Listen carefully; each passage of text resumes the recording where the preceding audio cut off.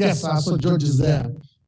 What the future holds after the pandemic. Should we go back to a life where we meet physically and not necessarily using the online platform, given the advantages and disadvantages that have been highlighted in the presentation? Yeah, thank you so much. As my two colleagues have you may wish to fully identify yourself, but just mention your first name. Is important for our audience here and those online. Right, so first of all, I would say I'm George Kalumwe. I'm one of the media trainers for Miss Malawi in the digital media section. I also work as an editor for the broadcasting station, ZBS, here in Malawi. So as my two colleagues there have indicated, it is really important that we continue with the virtual trainings beyond the pandemic. The reasons being the same, they raised in terms of the effectiveness of such kind of trainings where you're cutting on cost, on time, but also at the same time you are able to compact a lot of material information into a small space where you be able to deliver the lessons within a short period of time. Further, I would also say, like they indicated, because we are talking about the future of journalism education, there should be ways of how such kind of trainings can be mainstreamed in the journalism curricula in our universities, in our colleges. I remember in one of the lessons, I think it was from Ethiopia or elsewhere, there was that debate about what we really mean when you say journalism. Are we teaching journalism? Are we teaching communication and the like? These are some of the things that here also in Malawi, we need to consider as we are trying to draft or prepare our lessons in terms of online trainings beyond the pandemic. For now, I think I can stop there. Thank you. Thank you so much. We should get into our panelists there to also to answer some of the questions. Stefan from DW Academy is actually for online and saying thank you, Teresa and Selina. Very well alluded to on pros and cons. We as DW Academy perceive the development of online and messenger-based trainings also as a process of mutual learning. Thank you so much, Stefan, and those that are following online. We are live in Lilongwe, the capital city of Malawi, and this is the third session of the conference. We started 2 days ago, Future of Journalism Education in Southern Africa. We have a diverse audience here that is present, members from the media, practitioners themselves, and those that are coming from the academia, and indeed managers from media, top media institutions here in Malawi. So as I get to you, the two panelists from the pros and cons that you provided, I'm looking at Malawi, which probably is different from other countries. I know we tried at some point, we thought everyone can actually go virtual, but there were those that do not even have the gadgets. We are dealing with also a population of community radio stations that live in rural areas where internet is a problem, but they may also not have the gadgets and facilities to be able to participate in this online. What should be the way forward so that no one is left behind in this training? I can start with you, Selina, then I hear from Teresa particularly on what Mrs. Malawi Training Center is doing to make sure that everyone is on board. I believe that you are quite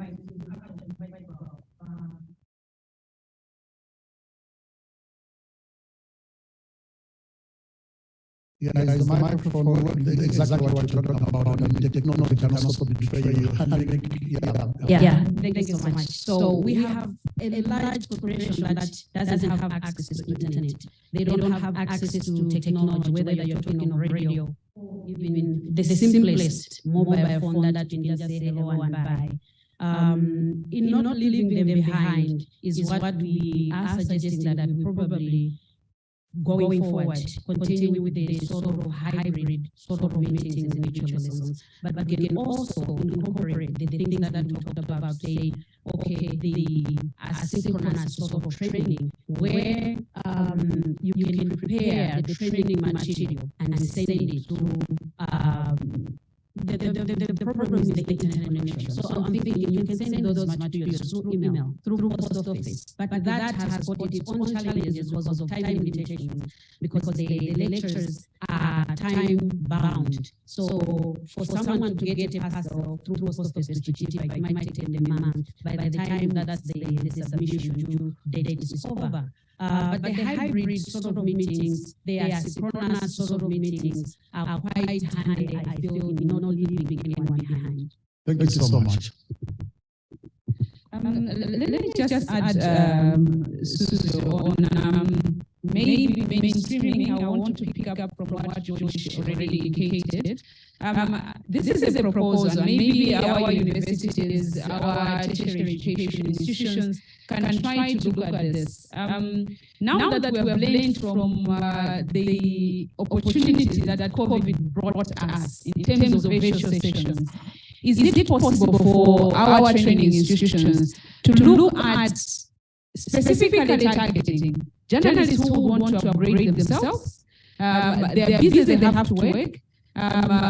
Having some sort of hybrid training sessions for them, where sometimes they can be on campus, but sometimes you can purely say, for this particular semester, I don't know, maybe a period of a month or so, they are purely online sessions. And that someone is still able to work and still able to upgrade themselves. I know there are some arrangements that our universities have also put in place, where someone will go for 3 months and they go back to work and so forth. But where someone is still able to study as they are home, they're still working and utilizing the online sessions. And this is something that I'm just putting out there as something that maybe we need to consider.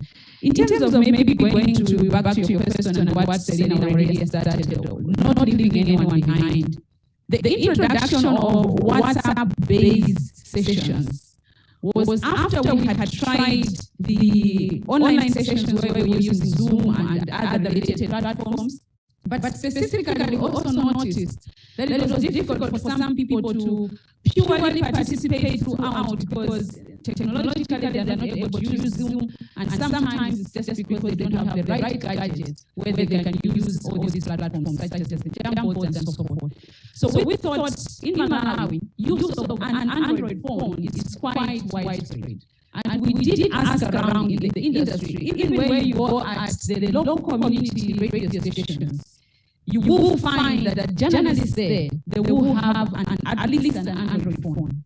And that's how we came about to introduce the WhatsApp-based training sessions, where it's purely text-based. So we're not really like doing video calls. We're not, so the basic, the basic ones. And we found that to be very, very useful for people who did not have the gadgets right to allow them to participate in the Zoom. So far, we have not left anyone behind.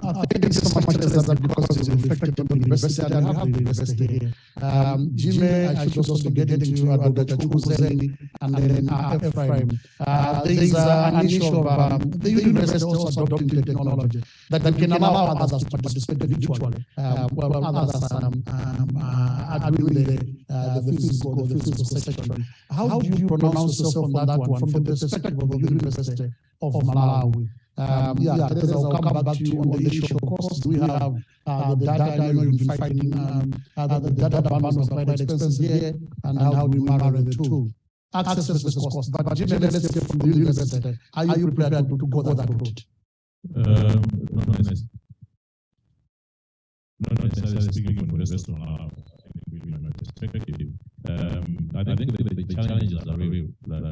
In terms of infrastructure, I think the mentioned that the countries is covered by network. So only 76% of the countries that is covered by mobile network. That's quite a challenge because unlike journalism where you have specific group of people that are training, but they're looking to get training at the university, they will get people from every corner of Malawi, including those areas that don't have people that have different levels of income.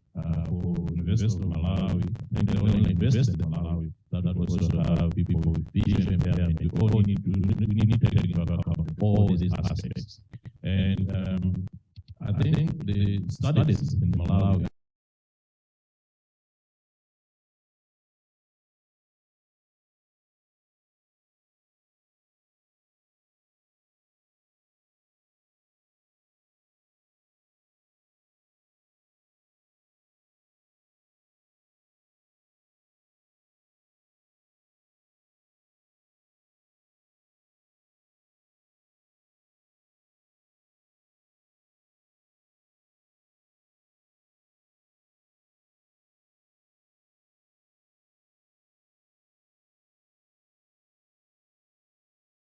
is small already. But when you look at the fact that most people that are said to use the internet can only afford a 1 week bundle for WhatsApp, and that's all they can do.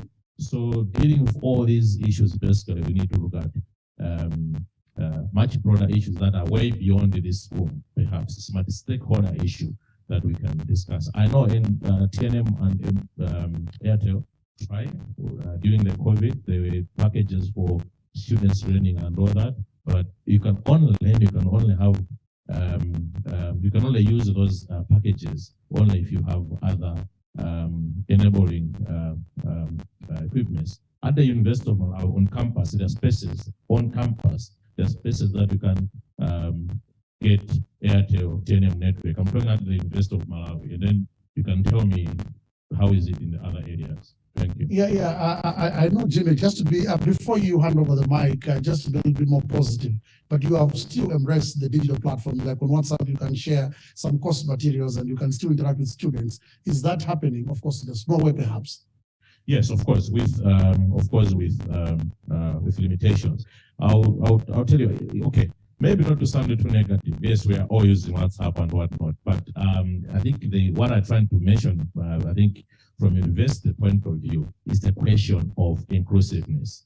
I'll tell you, we tried study online, and then you realize that maybe a class of 60 students, maybe only 10 students have attended. But then when you realize that after the class, you find out that actually almost every student was attending that class, but all of them were sitting on one laptop, okay? Because they're trying to get to somebody who has a better laptop, somebody who has the bundle or not. So it defeats the whole purpose of trying to get people, basically, it's counterproductive, because if you're trying to socially distance, and then people are cramming on one camera, on one computer or one mobile phone, it defeats the whole purpose, but it shows the levels of difficulties that we have. So yes, you can share things on WhatsApp, but I'll tell you what, if I share a WhatsApp link in this room, or can we all read this article before lunch, before my presentation after lunch? Some people here are not going to read that article because their WhatsApp bundle does not allow them to go on a website. But if I share a screenshot, everybody's going to see that screenshot. Are we going to have education through screenshots? I'm not sure about Thank you so much, Jimmy. Let me hear from Dr. Chunguzen, and I come to you. Ephraim, I know Dr. Chunguzen is coming from the Malawi University of Business and Applied Science, but he's speaking on his personal capacity. Technology, have you embraced it? What about issues of access? Someone from Dalile would say, sir, you're quite unfair because I didn't have bundle there if I missed this lesson. Then why have you assessed me this way? We have not just embraced, but we also lead in terms of offering online sessions. You will recall, if you go to the Atlanta now, there's a very imposing building, the ODL building. So it's institutionalized, and it is also a requirement now that almost all bodies should actually include, or almost all programs, not modules, almost all programs that are being offered should include an aspect of online learning. And in this case, there are two streams. One is where you have entire program running online with some face-to-face sessions, but you also have digital technology that is being used to support the face-to-face learning, as we talked about WhatsApp. In my class, all my students are on the WhatsApp group, they communicate, we discuss even outside class. We also had thorough training in terms of how to teach online. The fears that you have and the challenges that you have articulated, the two panelists have articulated, also came through some of the evaluation that we had within the Department of Journalism and Media Studies. However, that has not stopped us. We are seeing those challenges as opportunities for growth. Thank you so much, Mr. Ephraim Mutali. Let's get your experience on that. Thank you. I won't go into the experience, but I just wanted clarity and out of curiosity, whether you have been able to do some sort of an evaluation in terms of this online training and linking them to, in terms of whether it has been able to achieve, one, the training objectives, two, the outputs and the outcomes, and then benchmark it, whether they've been able to benchmark it against the physical training that was happening in the past. Because I think it could really help to come up with, it really has to be evidence-based if we are to embrace it in that manner. So I thought that maybe if you could be able to clarify on that, if that has been done. Thank you. Thank you so much. Mr. Chizili, you want to say something? Okay, let me get to our panelists. You can start together and you pass it on to evidence-based. Yeah. So I think after each and every training, we do have the immediate evaluations. So the trainees will have to evaluate the course itself, whether it was relevant, whether the content itself is something that will be helpful. Was it new? Was it something that maybe they find next time we need to correct? And we have continuously updated our courses based on that kind of feedback. So that is first evaluation. Second one is on our side. So most times after a particular training, we offer the trainees support in terms of mentorship and a grant, a small grant, where they can actually be able to pursue particular stories based on what they have learned with the support of a mentor. So through that, we have also been able to assess a material retention with the way that the participants are applying this to real-time stories. The third level of evaluation that I would mention here is that we now have a special section during our annual awards where we invite all those that have attended our trainings throughout the year to submit stories that they have pursued after the trainings. So through that, we have also been able to critically look at whether the concepts that we are teaching are being applied. And we have so far awarded, I think, about 3 or 4 participants that have gone through our trainings. So most times we just be looking at awarding 1 per year or 2 per year. So this year we awarded 2, the other time we awarded 1. So there's quite huge competition. You can actually see, you can actually tell. However, we have not really evaluated the online vis-a-vis the physical ones to say which ones are more impactful, because I believe that the goal is to make sure that we still have a professional, impactful journal for both online or physical ones. So we have not really tried to benchmark whether which one of these 2 is more impactful, which one is getting us more positive results, because we believe that the outcome has to be the same. But if you just look at the online being impactful, this is what we've tried to evaluate. And so far, it seems from the 3 levels that I've explained that we see that they are quite impactful. And we're seeing the impact on the actual ground. The stories that are coming out, having actual impact, people taking action based on these particular stories.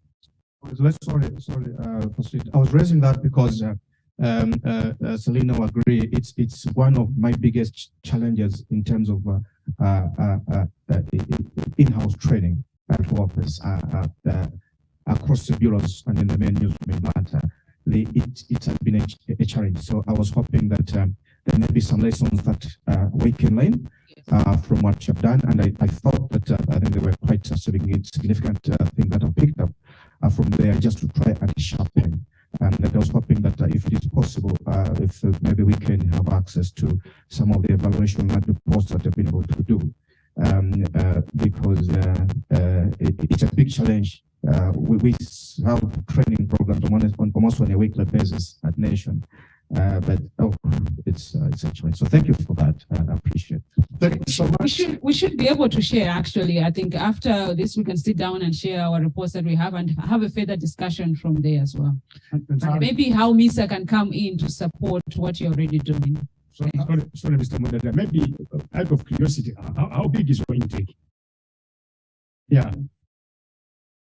So for each session, we have no more than 12 participants, simply because we try to make sure that everyone is involved. So this is both physical and online. So far we have, how many modules? Yeah, so we have 5. Yeah, about 5 modules. And I would say that each quarter, we organize a training, so that's times 4. Thank you so much, Teresa. In the interest of time, but yeah, that's a very pertinent question that Mr. Gachiziri is raising. We must thank DW Academy that they have still kept the support coming, even during the pandemic, because the question was, should we wait for the pandemic to go and stop the trainings? So yeah, we still had to continue. We had to find a way. I think at some point when we were doing the physical training for community broadcasters, we would even have 30 in one room because it was a physical meeting. But during the pandemic, we had to downsize the group because we were doing it both virtually and in person. So we would have a trainer somewhere in Germany, and some of us would be physically present. And maybe Selina, as you reflect on this, the type of training do matter also. Like my area is community broadcasting, and sometimes we have to go a little bit more practical about editing material. For those that have worked for radio, you would understand. So a console online or Adobe Audition online, and then explaining things to people online, it may not be that easy, but at least we found a way where online you explain things, but physically you are still interacting with the people so that they can produce material with that kind of instant and physical supervision. But Selina, may I hear from you? Should we really look at the nature of training, since you talked about that sometimes you can do it both ways? What do you say on this? Is there something impossible, a training that is virtually impossible, if you allow me to use that word? No, I would say there is no training that is virtually impossible, because like we earlier on alluded to, the online trainings mostly, to keep the attention span, you have to be engaging, interactive, and more practical. So like Teresa said, most of the trainees, 12 of them, you have, say, 1 hour where you're doing the theory introductions, you're explaining the things. But even when you're explaining, you are showing every tiny detail of the training, the lesson that you are giving them. And then you have probably 1.5 hours where you let them go and practice and come back with the feedback. So they also share with the trainers their feedback, their challenges, what they're facing. For instance, I do digital storytelling. There were issues like we have professional photographers in this country, the ones that you know. But when we do the digital storytelling, mobile journalism, you find most of them will say, I didn't know there was an easier way of doing this. So you have the applications, software applications that you can download on your smartphone and edit that 10 minutes video that MBC shows, that Times Group wants to broadcast. Teresa talked about the TikToks, okay? So all those applications made it easier, makes it easier for the training to be delivered easily and not impossible. Even if you are trying to build a space shuttle, I'm sure there is quite plenty of applications and software, and you can deliver that lesson virtually, and people will be able to learn and understand. Thank you so much. Technology is the way to go. Sometimes technology has really made life simple. I've met community journalists, sometimes you get into a training room and your assumption is they are digitally challenged, but you'll be shocked. These are the people that are actually doing interviews using WhatsApp. So they'll send questions, a voice note, then a response comes and they take that in the software, they edit, and the story is done with minimal cost. So we must embrace technology. I know it's not my intention to be so undemocratic to put people on the spot, but Mr. Gabriel Kamlomo from Zodiac Broadcasting Station, I wanted to hear from you. You are the director of news there. You do radio and TV. Using the digital platform to do trainings or indeed to interact with the community of your reporters, how does it help, or what are the challenges, if I could hear from you? Thanks so much. At Zodiac, we have tried to use interaction online to communicate with the bureaus. For example, the morning meetings, where we are also using the online management meetings. We have a bureau in the north and a bureau in the south. Some of our management meetings, we're conducting them online. So yes, I would say that post COVID, we still need online to interact in the newsroom. It's been handy, although I still see a great need for trainings so that we benefit more using online storytelling and other things. Thank you so much. I was deliberately putting Gabriel on spotlight because they have a forum called ZBS Views Triangle Forum. There are different people there. So you have people from the academia, civil society, everybody, politicians are all there. And it has become an interactive platform where, questions are raised, even question about journalism, and they are responded right away there, because Jimmy talked about accountability, that the media has to be accountable as well. So such kind of engagement using the online platform can also provide that significant platform for interaction. Let me just look at a comment that has come here. Someone says, and this is Anderson Fomani, is saying, I think when we talk about Malawi's population at 18 million, let's consider that 50 plus of the population are children. I'm not sure if we are being fair to benchmark this figure for the population that has access to internet. I'm not so sure where this is directed to. Maybe Jimmy provided some statistics saying out of 18 million, 50% are children. But even the children in that category, remember when we say the schools will shut down, remember how we have kindergarten kids, how were they learning? It was online. They were doing the delivery through video recorded, and they will have the teacher on Zoom, and the students will be in the room learning. My 5-year-old son was doing that. And I think that was also what we are talking about, virtual learning. So even in that 18 million, we are even including these young ones who you say are children, unless we are talking about a 3-month-old baby. But anyone who is going to a training institution from kindergarten to university, they've had to be affected with the pandemic, and we feel this is how we should move forward with the virtual learning. Thanks so much. And Solas Safo, again, he has a comment here.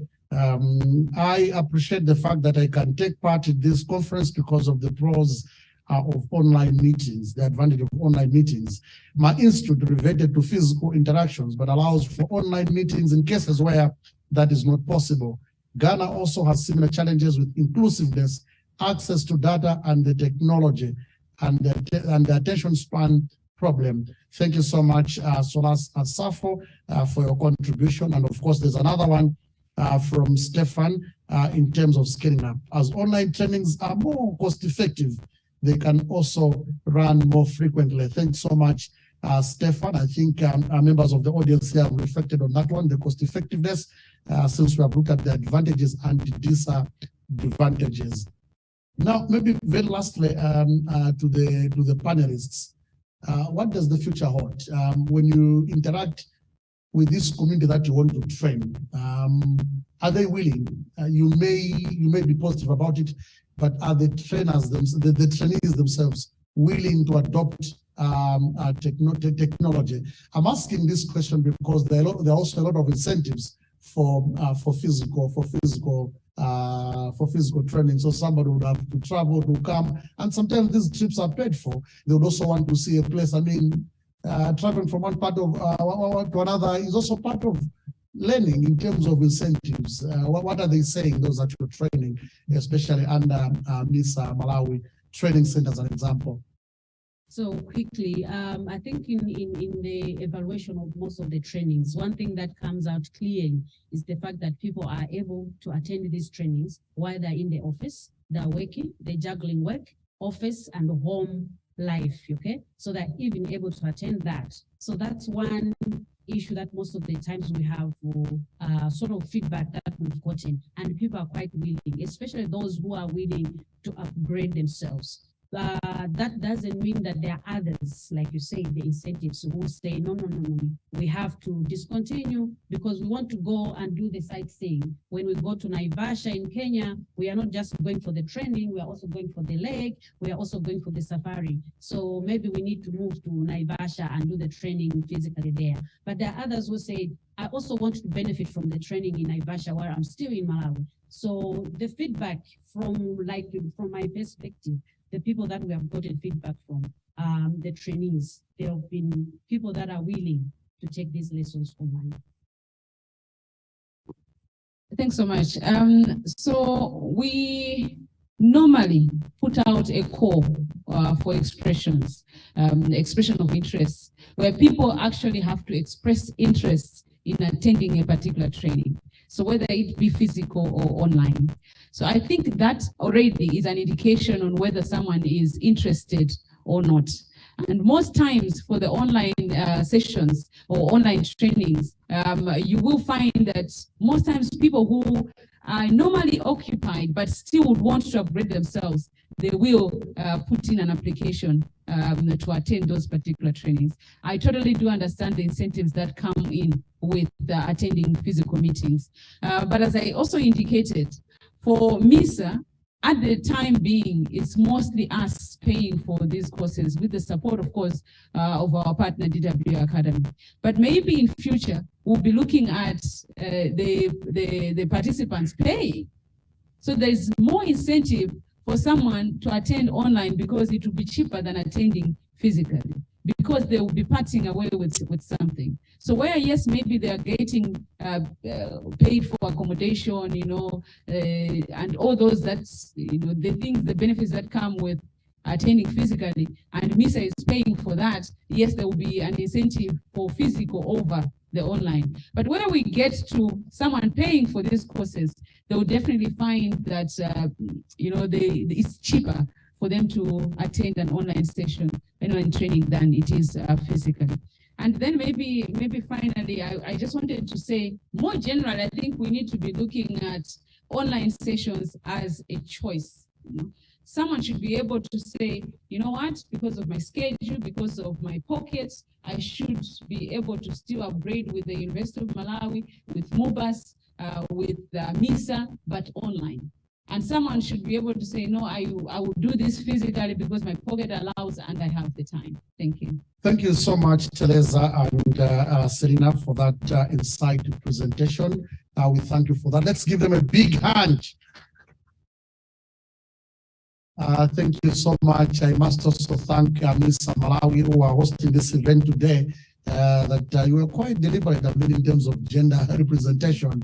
So we had the male folks making their presentations, and I was actually worried that it's not going to end up a men's conference, kind of, but at least it's gender balance. And thank you for that. We must also thank our partner, DW Academy, and the Namibia Media Trust, as well as the Center for Innovation Technology. Those that have also held a similar training. On Tuesday, we were in Namibia, Windhoek, and yesterday, Bulawayo, our friends were hosting this training. And the third leg is here in Malawi, in the capital, Lilongwe, where we have an audience in person and those that are following online.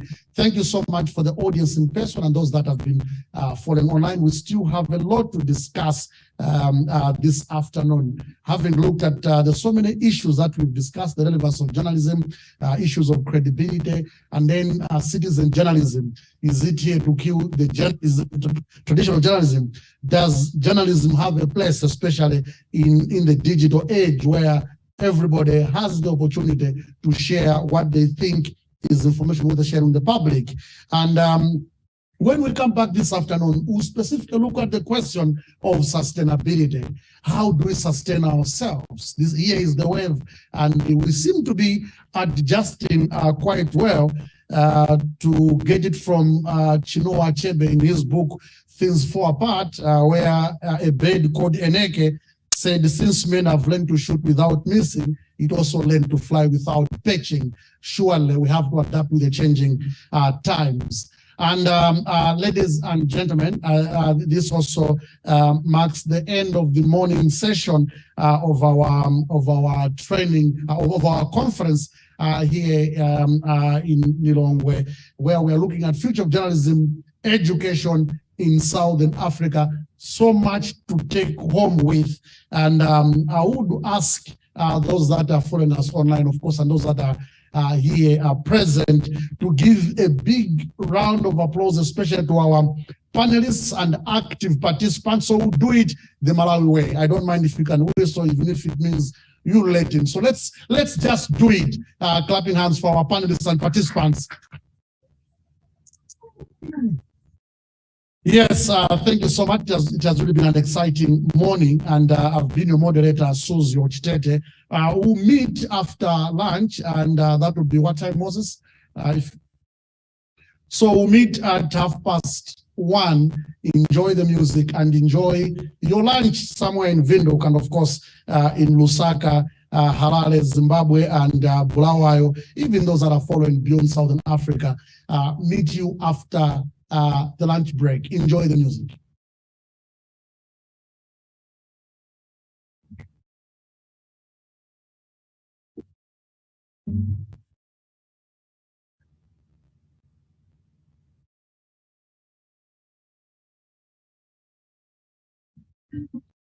I remember back in the days when I was a young boy. I would come from school and find Grandpa under the tree, and he would say, "Welcome home, son. How was good today? There is food on the table. Grandma will be back soon." But as you eat, come, let me play you a song, son. Come, let me play you a song. Come, let me play you a song, son. Come, let me play you a song. And a whistling song will begin.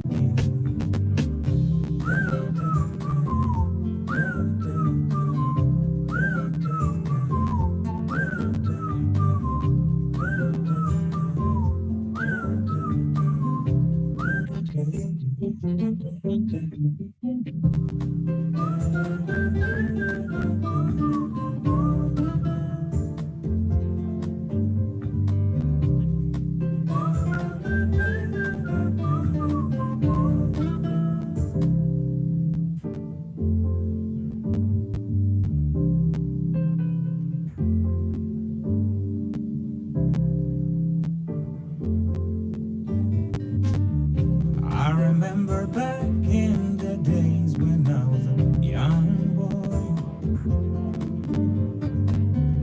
I would come from school and find Grandpa under the tree, and he would say, "Welcome home, son. How was good today? There is food on the table. Grandma will be back soon." But as you eat,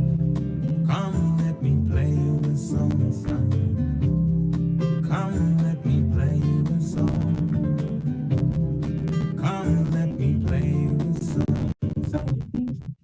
Come, let me play you a song. And a whistling song will begin.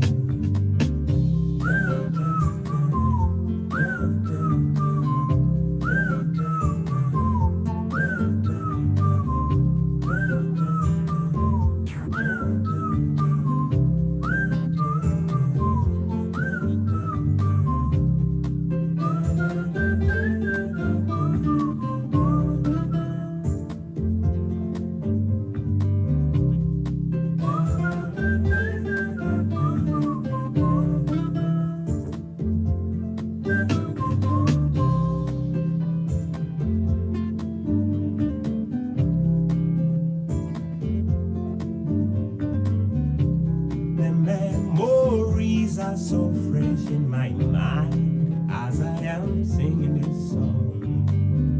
It doesn't matter how far I've come and how many places I've been to. This song is a big tune, and all the kids would fancy me and see you have the coolest grandpa.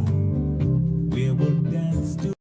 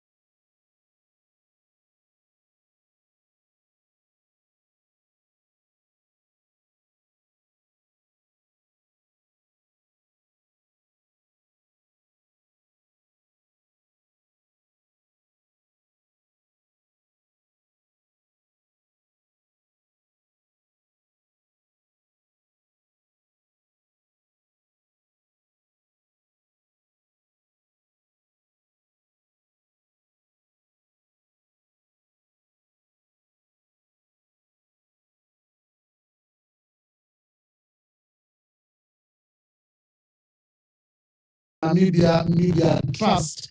They facilitated the training on Tuesday, and yesterday it was in Bulawayo. Our partner Center for Innovation and Technology were facilitating, and today MISA Malawi is hosting or facilitating the event here in Lilongwe in person, and of course we have an audience that is following online across Africa and beyond.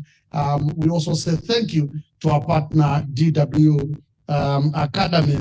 Also, just to mention someone who's working in the background and providing the graphics, and this is Lulu Kitololo. Many thanks for the role that you're playing that side, as well as our DJ this side. You deserve a big hand. So we'll proceed with our program to look at another very interesting topic. When we have talked about issues to do with the digital age, yes, it is here to stay. How do we take advantage of the new media? How do we take advantage of the space that has been given to us so that we survive? So it's about sustainability of the media in the digital time, or in the face of the digital movement. And we'll be having a panel discussion, and let me invite MISA Malawi Chairperson Teresa Ndanga, who will moderate the proceedings from now until later in the afternoon. You are invited, Madam Chairperson for MISA Malawi.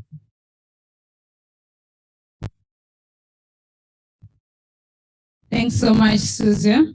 Good afternoon again, colleagues, both here physically in Lilongwe, Malawi, and all those that have joined virtually across the world, specifically Namibia, Malawi, Zimbabwe, and Germany, but of course, colleagues in Ghana as well. Thanks so much for joining in and again, joining this afternoon session. So this afternoon, we have a session, panel discussion, where two panelists will be discussing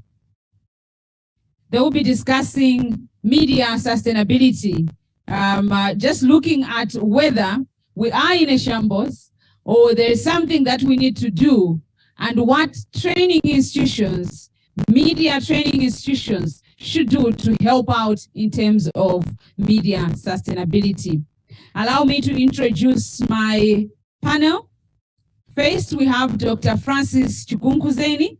He's a lecturer in the Department of Journalism and Media Studies at the Malawi University of Business and Applied Sciences, MUBAS. He was the first head of department when the journalism degree was introduced at the Malawi Polytechnic, then the Malawi Polytechnic, now MUBAS. And he became Dean of the Faculty of Education and Media Studies. Later, he assumed the position of Director of the Continuing Education Center. His first degree is in education, and at master's degree, he studied media pedagogy. I hope I'm pronouncing it well, Doc. He is a doctor in international comparative communication policy. He has not only taught hundreds of undergraduate and postgraduate journalists, but has also been proactively involved in curriculum review and development. Among the most notable are his roles in mainstreaming gender in the journalism curriculum and heading a team which has developed a soon-to-be-approved bachelor's degree in digital journalism in the department. He's also chair of the Malawi Institute of Journalism Board Subcommittee on Academics, where a degree program has been introduced, and the diploma and certificate curricula have also been revised to align with international and future market demands, the issues that we have been discussing here. His interest is journalism curriculum development.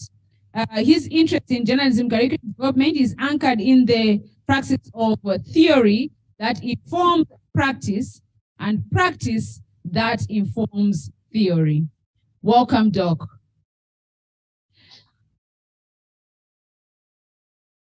So we'll first hear from Dr. Chikunkuzeni. He has a presentation for about 15 minutes.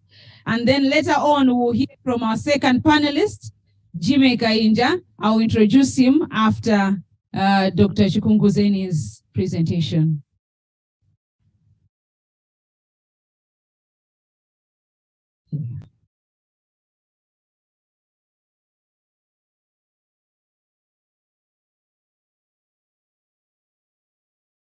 Good afternoon, ladies and gentlemen. I'll be making a very boring presentation this afternoon after a very heavy meal. I would like to assure you that half of the panelists or half of the audience will go to sleep by the time that I finish the presentation. That will be my major achievement, and that's my target. I will be looking at how journalism education can address issues of media sustainability by focusing on our own experience in the Department of Journalism and Media Studies and my own experience in other universities.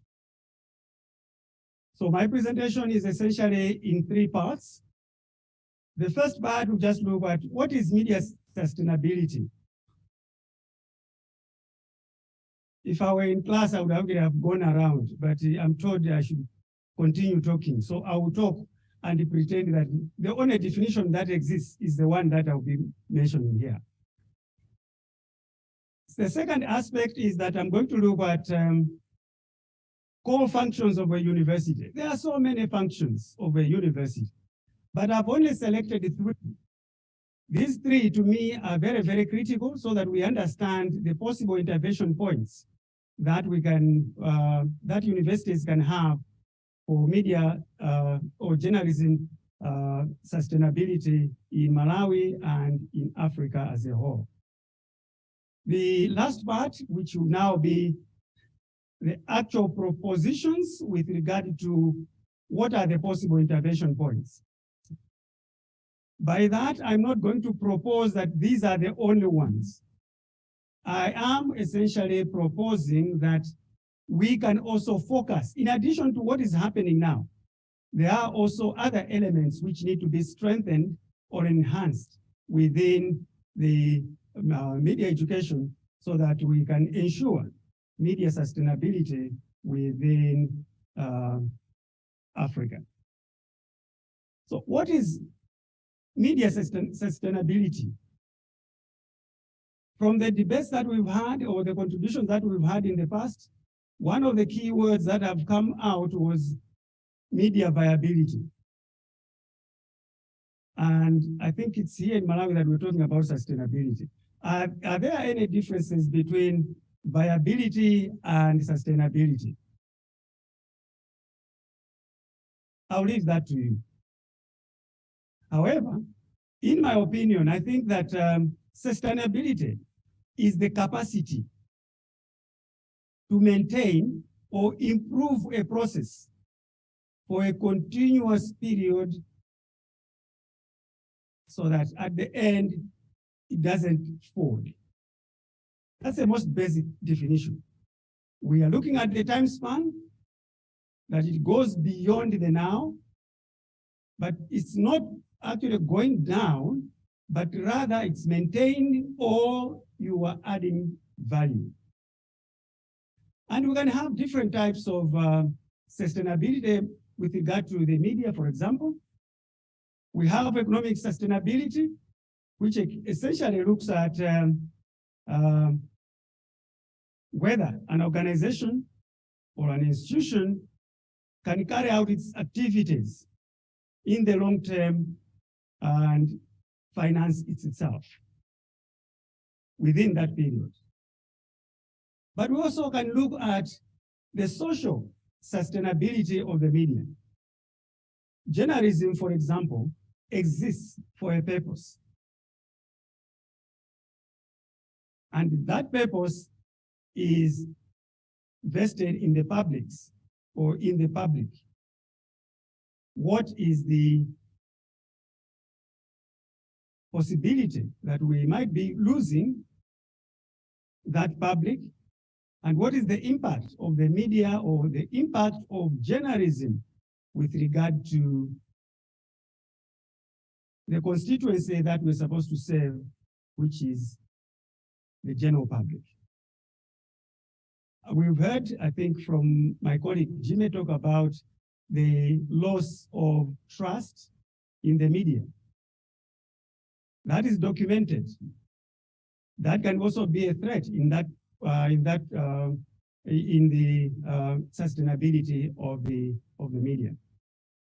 But we also have to look at environmental sustainability. What is the impact of our journalistic practices on nature, on the environment? All these are possibilities that we can look at. And I invite you to think along those lines when I make a presentation on what would be the possible interventions from the university side. The key functions of a university are three. The first one is teaching and learning, which is the most popular. But we also have research and consultancy, generating knowledge and developing concepts for the betterment of society. And the third one is community outreach and engagement. So we also have a responsibility towards society. These are the three key functions. There may be others, but I thought we should actually focus on this. So let's first of all look at the aspect of teaching and learning. In teaching and learning, there are, I think, another three elements which we have to understand are very important when it comes to the formation of a journalism graduate. We have the formal curriculum, which is written and documented, but sometimes we forget that we also have informal curricula. These are organized, these are activities that are acknowledged. They might be deliberately organized to enrich our students, but they do not form part and parcel of the formal curriculum. These also have a very significant impact on journalism education. Last but not least, the forgotten curriculum or the hidden curriculum, what others call non-formal curriculum. These are unintended, unofficial, unwritten values that our students will get when they visit you, the practicing journalists, when they are engaging with the parents or they're engaging with other stakeholders, including the lived world experiences on campus or elsewhere. These three curriculum are what will actually form the graduate in journalism. And they're very, very critical. So allow me at this point to take one of each. For example, with regard to teaching and learning, when it comes to formal curriculum, what are some of the possible intervention points? The first one, which was mentioned at the first session of this conference in Namibia, let us decolonize and contextualize our curriculum. If I were going to ask how many in here will actually mention some of the African philosophers that inform journalism practice, I am sure we'll have none. African political economy, what are the dynamics or structures that in which our journalists operate? And how do you navigate that? That we need to know. Afri-ethics, ethical foundations within the African context. If I start a company, the first thing that I will do, which is morally correct, is to employ my sons and my nephews and surround myself with those people. If I take somebody from elsewhere, the society is going to laugh at me, isn't it? It's acceptable. But what are we teaching our journalists? The other one is, if you look at, for example, the logo of MOBAS, there is innovate, create, and generate.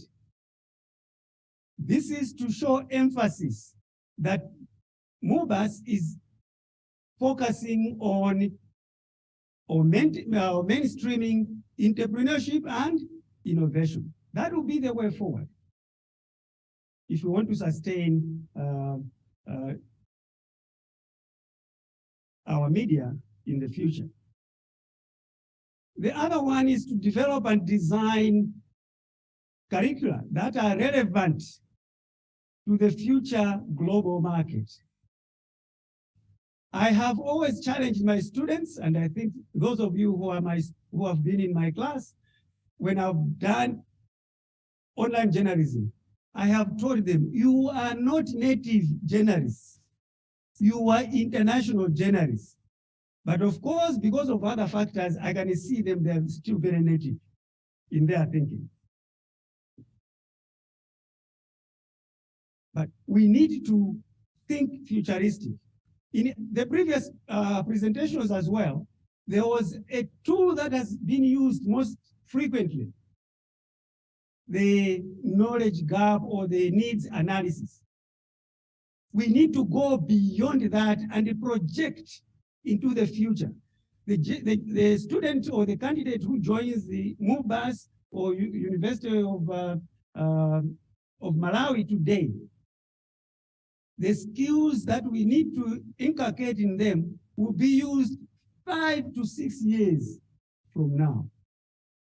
Do we have those tools? And that's where now, if we think futuristic, then we are going to succeed. The other problem is where people who always think that once they have graduated, they have a paper and therefore learning ends there.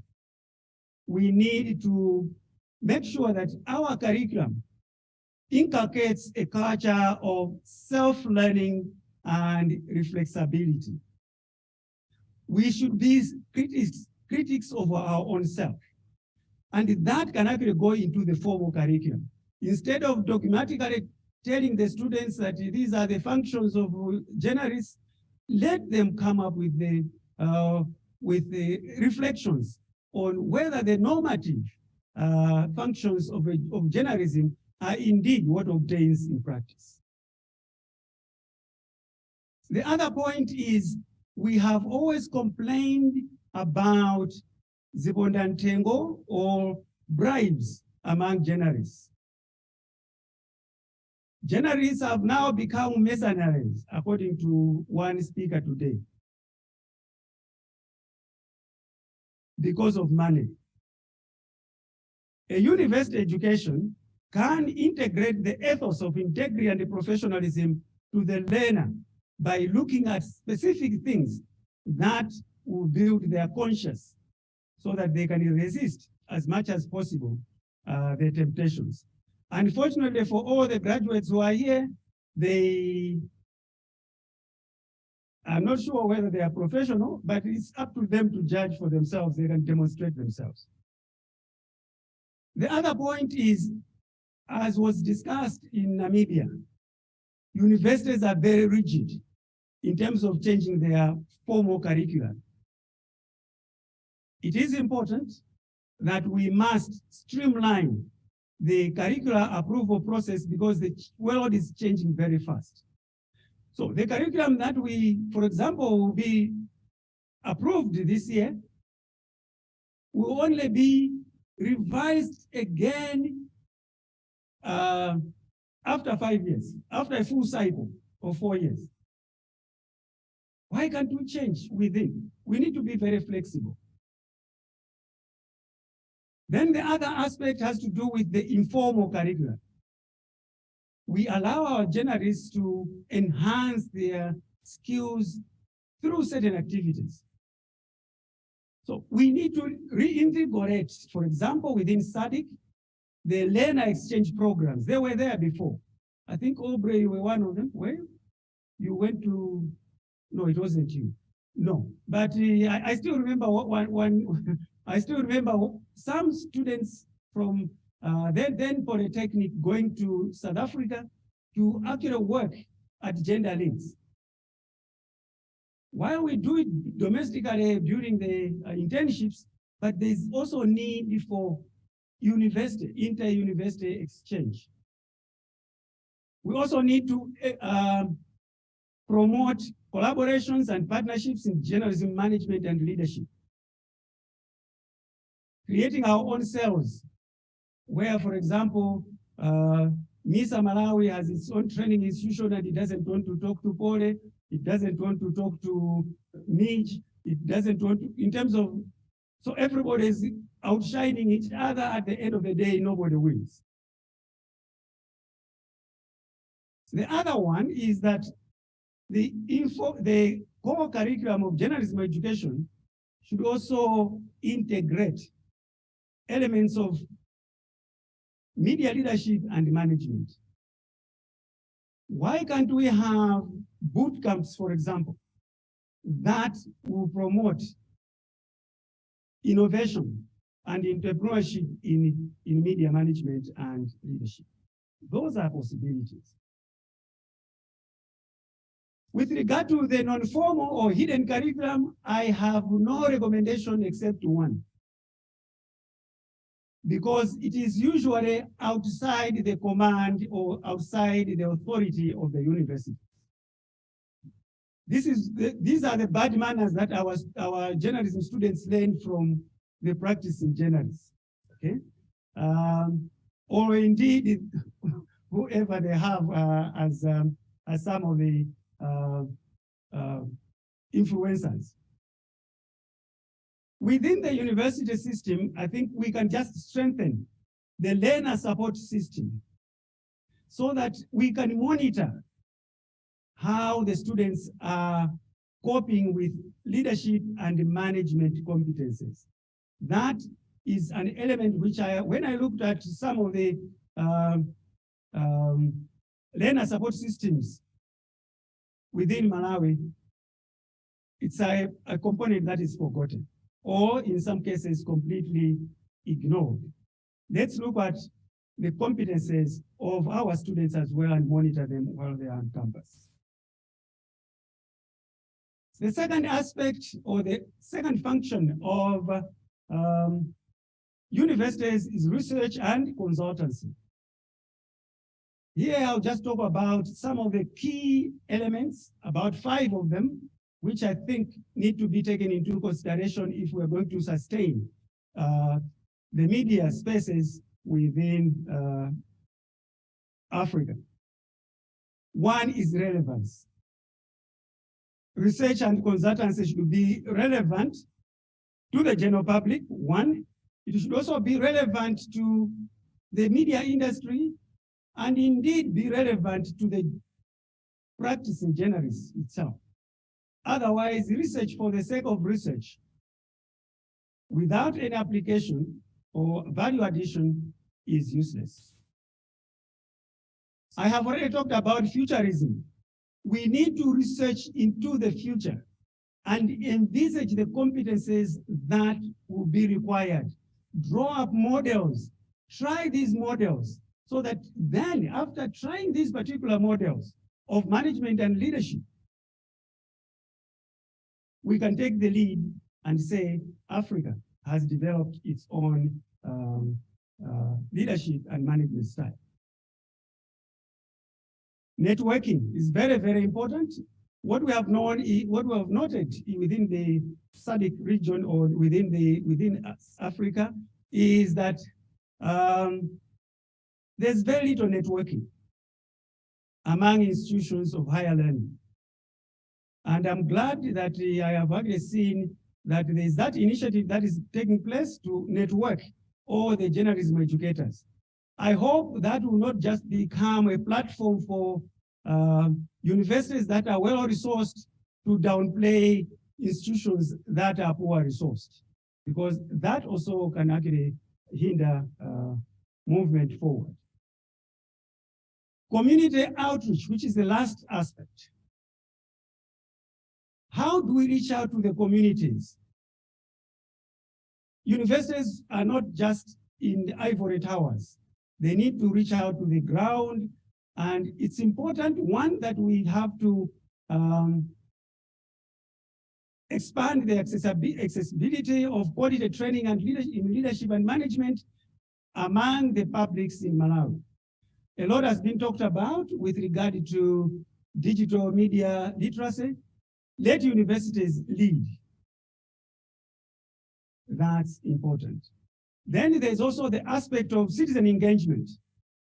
Let's make sure that the citizen engagement and outreach activities are well grounded within some of the policy frameworks at national level and regional or continental level. I have in mind, for example, the African Commission on Human and People's Rights, Declaration of Principles of Freedom and Expression and the Access to Information. That's a very good document to ground some of our community engagement. How about Malawi Vision, the Malawi 2063 Vision, a very important document which talks about an active and engaged but responsible citizenry, which is going to be the hallmark of self-determined visions of Malawi. What this means is we are involving all Malawians. We cannot involve all Malawians if we actually put the profit maximization or individual interests before that of a nation. So let's make sure that our community outreach and engagement as universities will be guided by some of these key cornerstones that have been set regionally, continentally, as well as at national level. Thank you very much.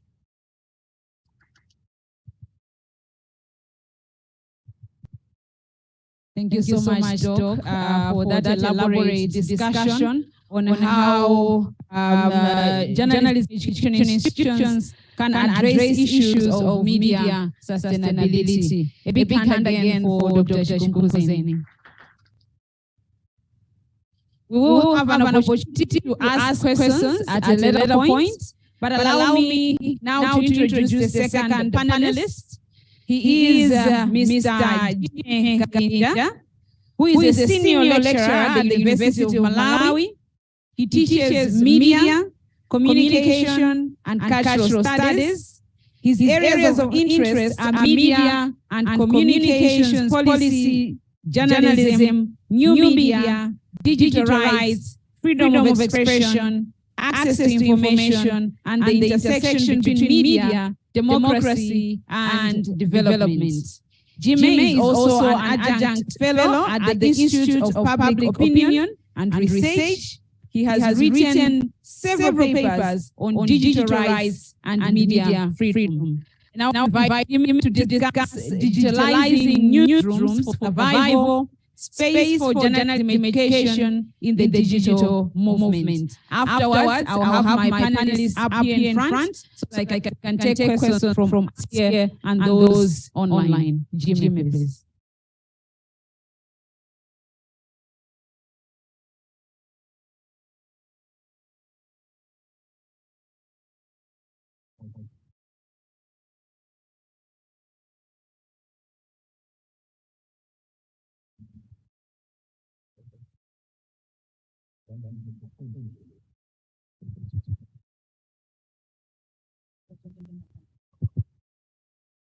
Good afternoon, everyone present in the room and following online. As introduced by Teresa, my presentation is on digitalizing newsrooms for survival, space of journalism education in the digital environment.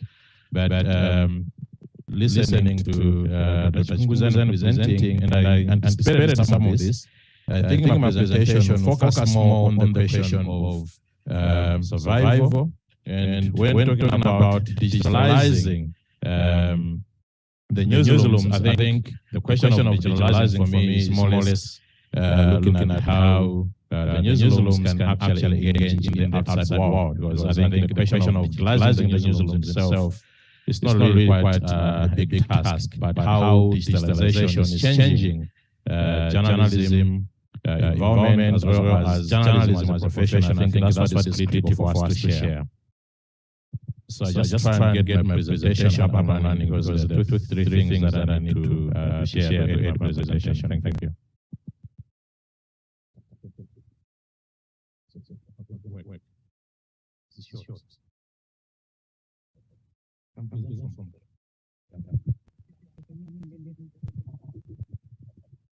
So Jimmy just has to connect. If we can just give him a few minutes. But as he's doing that, I just wanted to quickly mention that I picked a number of points from Dr. Chukwuzeni's presentation. And I already have some anticipated questions around how issues that raised kind of help in terms of media sustainability. For those of you who joined earlier in the morning, and I was welcoming all of us here, I mentioned that this particular topic is particularly relevant for us in Malawi, especially if you look at the recent events where our broadcast industry, radio stations, TV stations, some of them have received a number of warnings. To be specific, there were 23 radio and TV stations that were faced closure by the end of this year if they did not pay up their annual license fees. And just to give an idea to our colleagues, international colleagues, in Malawi for a national radio station, the annual license fees is $5,000. And most radio stations were unable to pay this up. They had arrears not just for 1 year, but several years. So the Malawi Communications Regulatory Authority this time around was giving out warnings. If you were not able to clear your arrears or the money that is owed to the regulator, you would face a closure. Fortunately, a number of them have paid up. However, one thing that came out clear is that these media houses did not have money that they had stocked elsewhere and just picked that money to pay up to MACRA. Some had to apply loans, some had to, for those that are religious-based, they had to appeal to their members to raise this particular money. So now it raises the question, are we able to sustain the media business? Is it financially viable? You know, the connections between viability and sustainability. So it is particularly relevant to us, this particular topic, and I'm hoping that it also remains quite relevant to colleagues who have also joined online. Jimmy now, as I already introduced, his interest, he has written several papers on issues to do with digital rights. Now, we are looking at the relevance of the digital space, bringing it to the media. And I think it's again a continuation of the several discussions that we have had over the past 2 days. More specifically, just to cite an example, the discussion around using TikTok. This is digital space. How can media houses jump on this opportunity and even make money, grow their business out of social media, out of the digital space? So Jimmy will take us through that. We're just trying to connect his presentation. So apologies for the delay. But again, if you already have questions that you think you can to us, please do so. You can throw them in the chat box. You can also remember, you can also raise them during the panel discussion itself. At some point, we'll have the panelists here up front, so you can voice it out. So don't be limited. If you feel like you can't throw it in the chat box, you can always raise your hand when we open up. In the meantime, please just jot them down so you do not forget.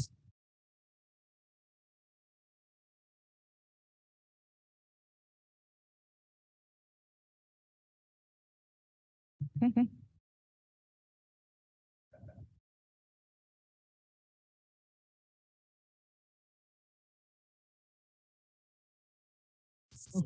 Ladies and gentlemen, again, Jimmy Gainja. Thank you. And I think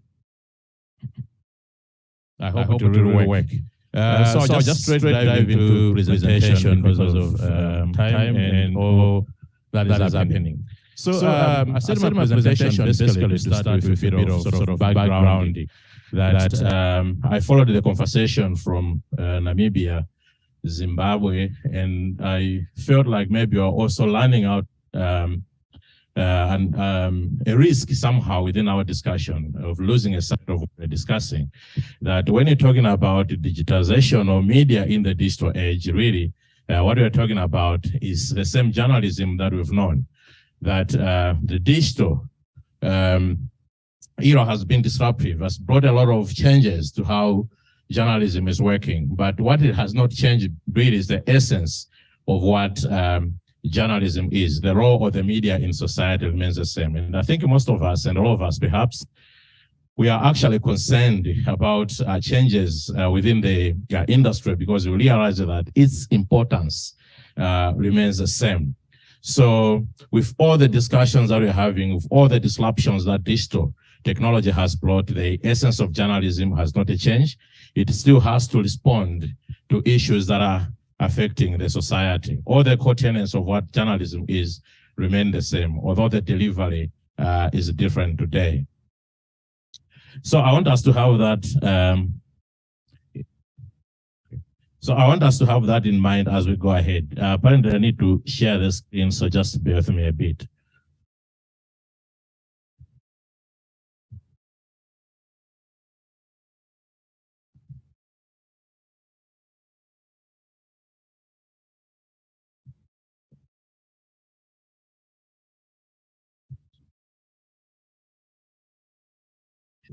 Oh.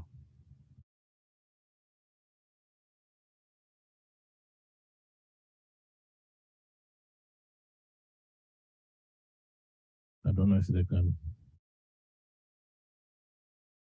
share.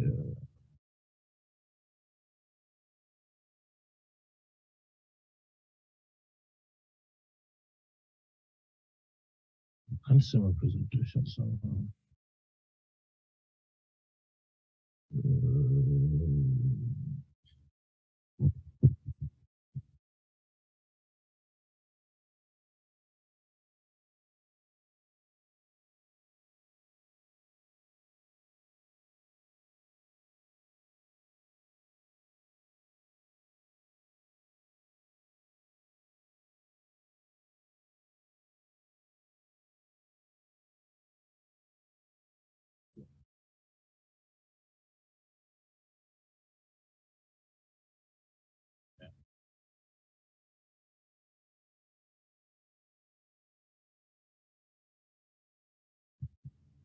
Okay, so yes, so that's the previous slide. I was discussing about the continued relevance of what journalism is today. And I don't know what that is.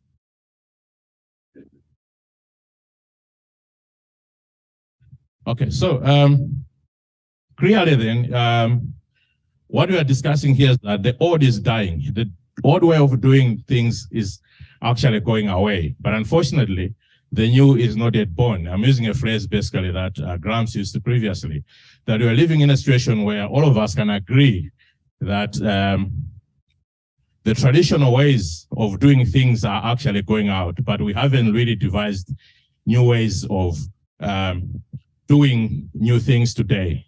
But we need to realize at the same time that in a society that exists basically have to have the means of getting information. Information creates the society in which we live. It allows us to make decisions and whatnot. But if you have an environment, a society in which people do not have the means to distinguish between what is correct information and what is false information, then we are living dangerously somehow. Every society has to be able to distinguish between what is correct and what is not. So for what I'm trying to discuss here, I will specifically want us to challenge I don't have answers for most what I'm going to discuss, but I want to raise issues that we need to be aware of and we can discuss. So I want us to challenge ourselves somehow. Things that are challenging us, for example, looking at disinformation, misinformation, what are called alternative facts and post-truth. So I'll discuss 4 things: misinformation, disinformation, alternative facts, and post-truth. In particular, I want us to look at this, how these are challenging Muslims in the digital environment. So I will center discussion around those 3 things. By definition, misinformation basically is information that is false information that people share without an intention to actually lie or to cause any harm. Disinformation, on the other hand, is false information basically that is shared with an intention to cause harm. I didn't put that on the slides, I overlooked that. But the word post-truth basically started around 2016 during those elections when Trump won elections in America, and I think a year later there was Boris Johnson, or rather Brexit, in Britain. So the discussion around post-truth emerged at that time. As a definition, post-truth implies a situation in which objective facts are less influential in shaping public opinion than appeals to emotions and public beliefs. So post-truth, you're talking about a period in which facts don't really matter, objective facts don't really matter. And when you talk about journalism, we know the bedrock of journalism is allegiance to the truth, objective truth. And if this truth is no longer there, how do we survive in this regime? I want you to have that in mind as we go ahead. Around 2017, the phrase alternative facts emerged, mostly from America. Basically, this emerged as counterpoised to truth, that perhaps we don't really have something that we can call a fact, that every information, verified or not, can actually be challenged. And those that are challenging are not necessarily challenging on the sense that they're trying to lie to somebody, but they actually believe what they're saying is true. So there's always a different side of truth. If we have these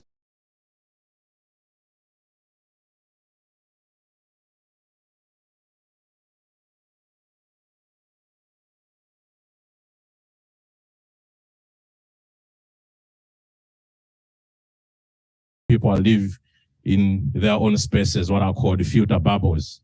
People follow what they mostly follow, things or discussions that confirm their own biases rather than something that challenges. And this is a situation in which we are all finding ourselves in. All of us in this room, we follow pretty much people that we think are going to say something that is of interest to us. Most of the cases, we are going to avoid those uncomfortable truths. So we don't really follow things that are challenging to us. So I want us to see this image. It's a random image, but there's a resonance to it. What do you make of that image? Again, Dr. Nkuzan was saying, if it's a classroom, you ask people's opinions. Perhaps I don't have that option here. There's a pavement, clearly paved. This is where people have to move on. This is where people have to use. There's a grass on the other side. But clearly, at the look of it, you find out that perhaps most people use the grass and not the footpath provided. Why? It's because somebody thinks differently. People think differently. Somebody think, oh, it's better off maybe I use the grass, maybe for different reasons. Okay, maybe the concrete will wear off your shoes, soon enough than the grass. I don't know. But these kind of things happen. So it's a puzzling kind of situation. Why do people do these things?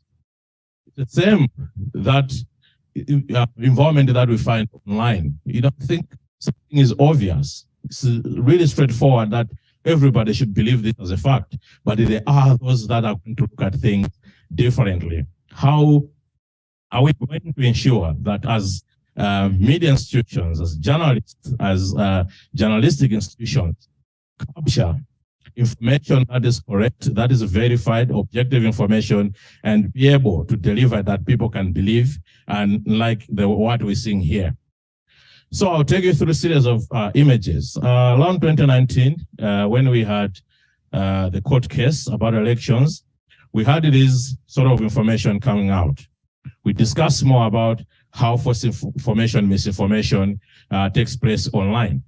But these are newspaper pages. This newspaper was published on the same day, but two different headlines. Which one is correct? Again, I'm asking a question that nobody is really going to respond. But both were circulating online. Okay? So unless you've bought that newspaper, you read a newspaper, you may get a correct newspaper. But the tradition these days, the newspaper editors are not here.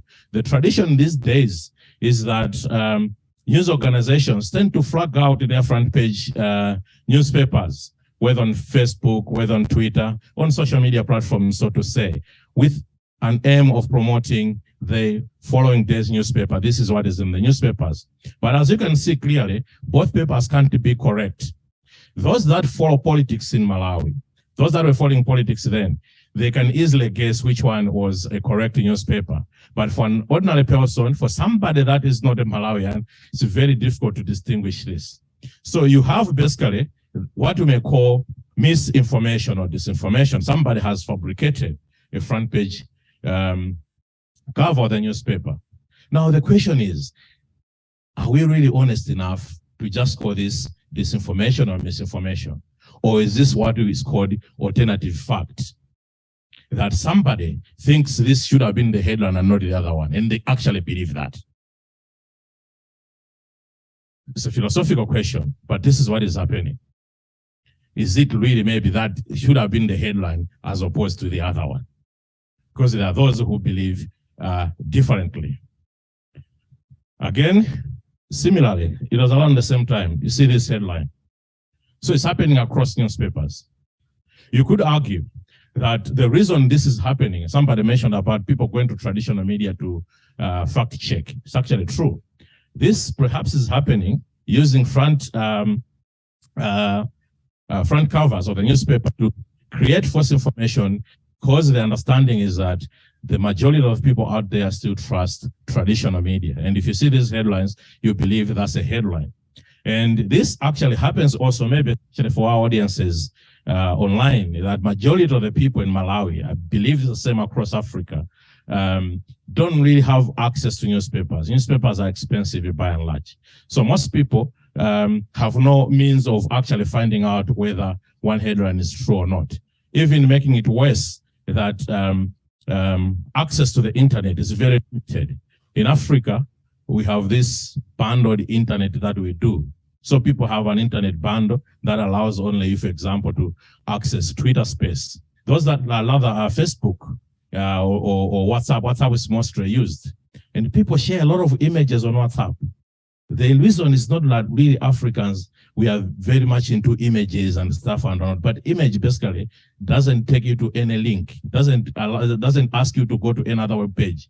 So the small bundle that you have for WhatsApp basically is adequate enough for you to look at the images. And the disadvantage of it is that you then don't have any option to go and fact check whether what you've seen is true or false. So it's capitalizing on all those issues. So yes, you can call it fake news. Others, they can call it an alternative truth, alternative fact in what is called the post-truth world. We don't really have truth. So the truth as we know it doesn't exist from that fact. And this headline, the stamp fake is from Fact Check Africa. It came out the period that Boshili escaped from South Africa. There was a rumor that the president of Malawi had helped smuggling the president out. That narrative basically got itself into these newspapers. And in South Africa, people actually really believed this. I saw it on Twitter from one of the journalists at Channel Africa, who happens to be someone I know. And I said to him, I said, actually, that's fake. This is the actual newspaper page. He couldn't believe it. How can people do this? But it was both daily papers in Malawi that had that coverage. And interestingly, different headlines, but talking about the same thing, as ordinarily the newspapers would actually come out.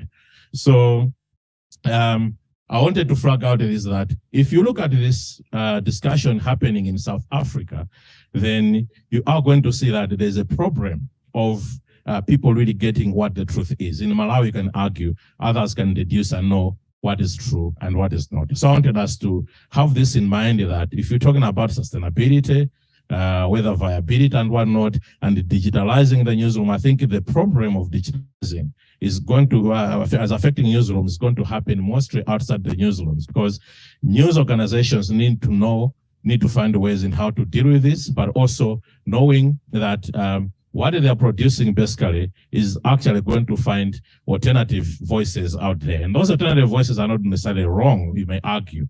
I wanted us to have that in mind.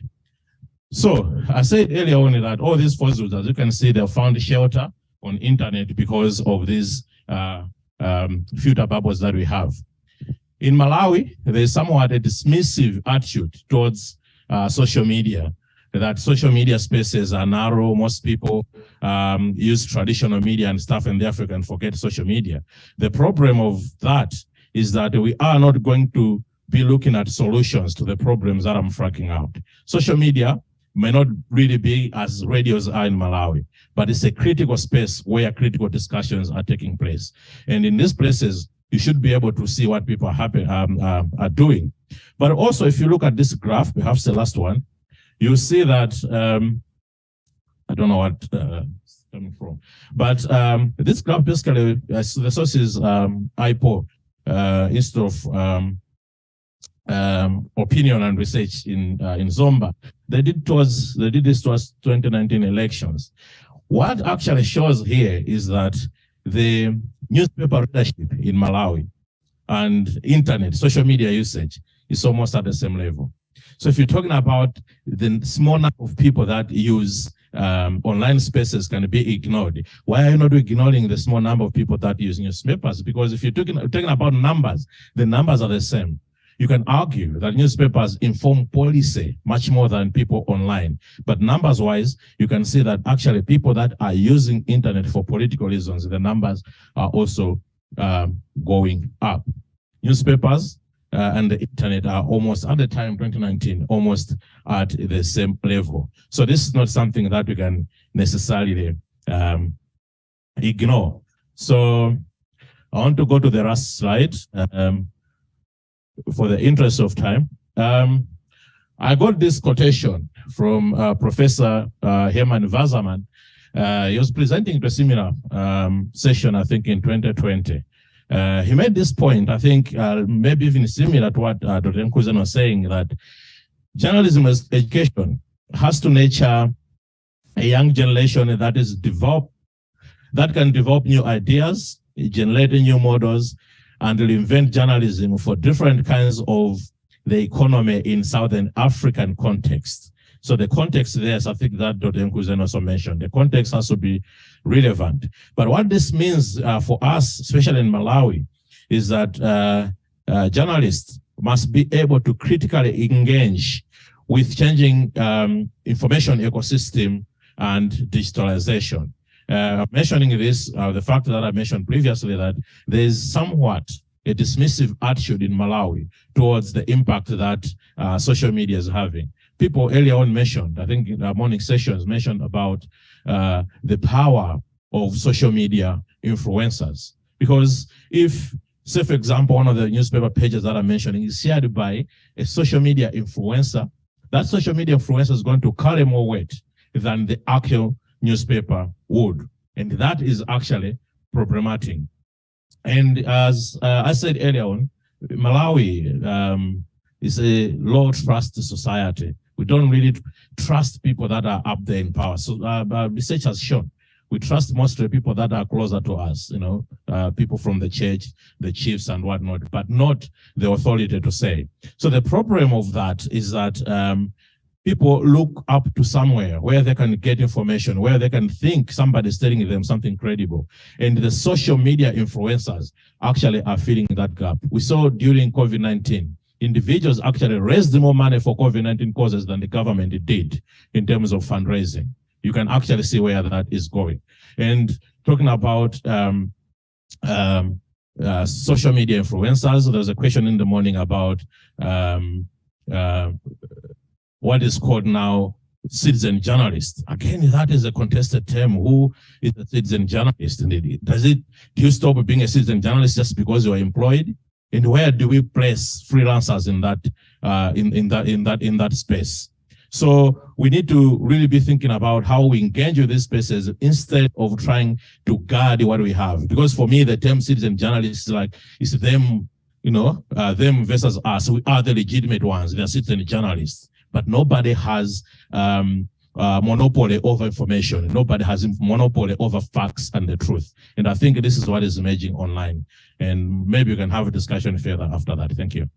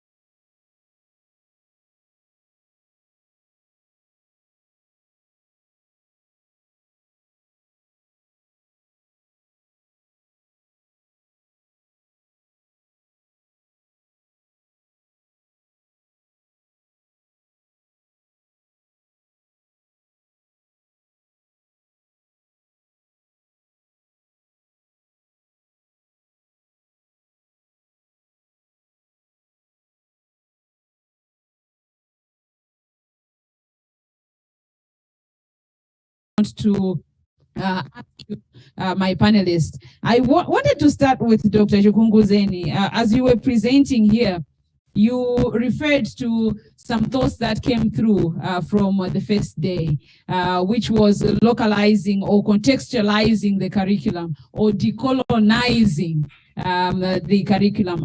And I wanted to maybe just ask you, how do you think this would be able to sell? Would it actually sell if we decolonized? We kind of started discussing our local issues the way you had put it in the presentation. Do you think this is something that would be able to sell? Would it sustain the media business in Malawi or elsewhere? Thank you very much. Yes, it will sell for money, but it will also sell in terms of value. We have a very fragmented, and as Jimmy had indicated, we have people are living in bubbles, filter bubbles. You will certainly find that what is absent today, for example, in the social media, that is the social media spaces that are presented by journalists, is the African narrative. If you go to my village, my mom is going to explain the story about what happened in a different format from the old, if I may quote Professor Guy Berger, the industrial type of model of business. That would be interesting. It's going to be unique. And those are the stories that can actually attract people. So yes, we need to nurture those, bring them in those spaces. Thank you so much, Doc. And let me also just go to Jimmy before maybe I can invite questions here. And of course online. Jimmy, you had already indicated as you started your presentation that you were not going to provide us answers, but now I really want you to provide a bit of some answers.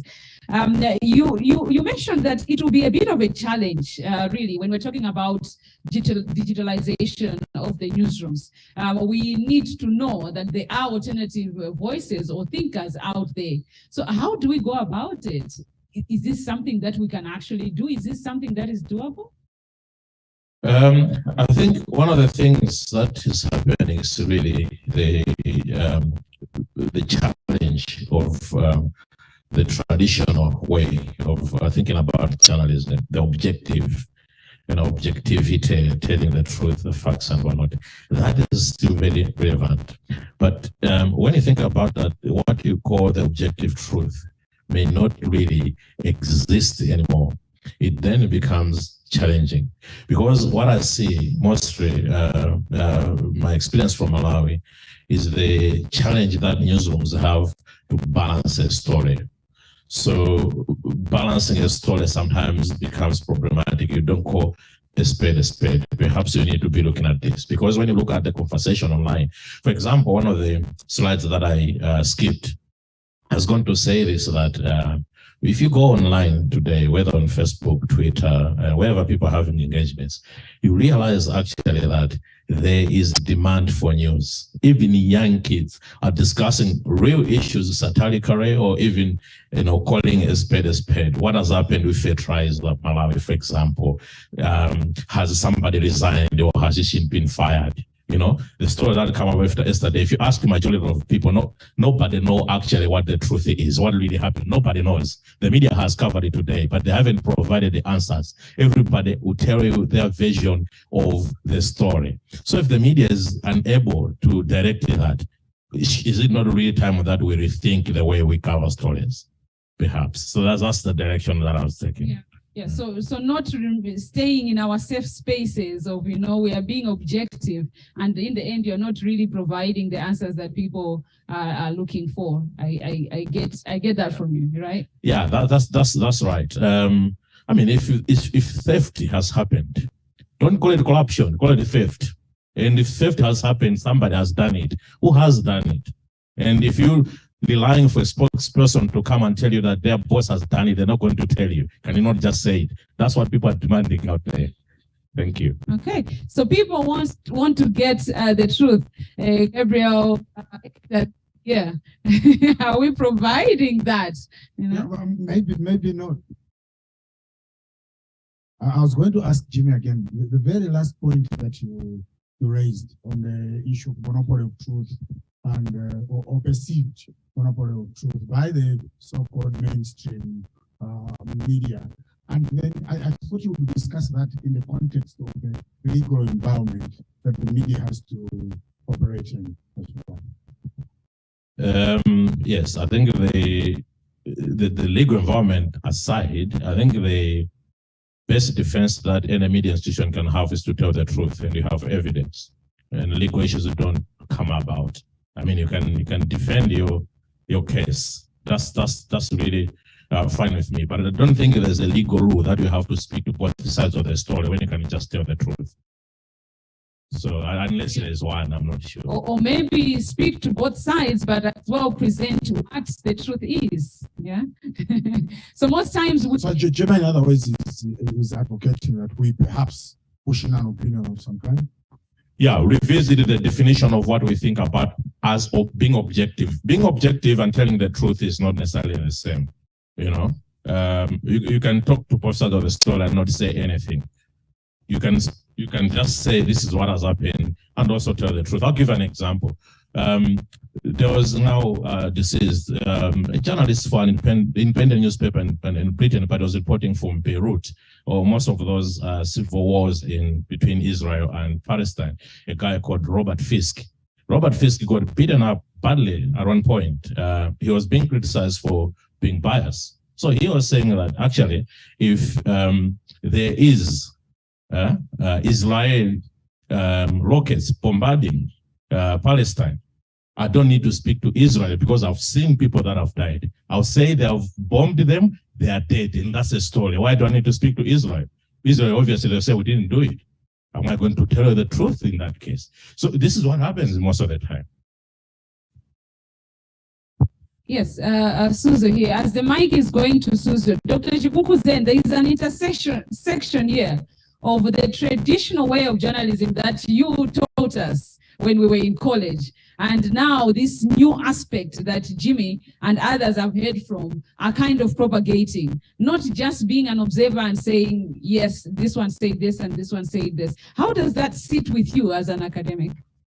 Essentially, what Jimmy is saying is, I can respond to that in two ways. The first one is what we're referring to, that the media would become a marketplace of ideas. Rotten apples, ripe tomatoes, and the best ideas according to the user, will prevail. Essentially what it's saying is, let us allow and admit that. The second one is, objectivity and truth indeed are different. We reflect on the truth differently. If you have, let's say, short-sightedness, you'll be looking at me as somebody who has a huge head, all right? But to you, that's exactly as objective as you would be, but that is not the truth. We are reflecting, and I like what my colleague had said, that the perceived, or in terms of objectivity, these are biased, to be honest, biased type of objectivities. We carry different biases, preferences that help us to interpret even a message that is there. So yes, the dogma that you have to be objective is there, objective from your point of view. But that's why when you have journalists who cover one function, there will be 7 or 10 different angles of the story. All the 10 angles are truths. That's, I think, what my colleague is saying. Thank you so much. You can come in now. Thank you so much. Listening to Jimmy, I was just trying to reflect how much he has influenced my opinion, being my former lecturer. Yeah, but my question is, I think, is on the same. I'm also an advocate of, I do not like the he said, she said kind of journalism. There must be an interpretation that points to what you think is the truth as some sort of direction. But I have an example that has actually challenged me because I've read it over and again, where you're dealing with scientific information. A good example in Malawi. So there was one lady who was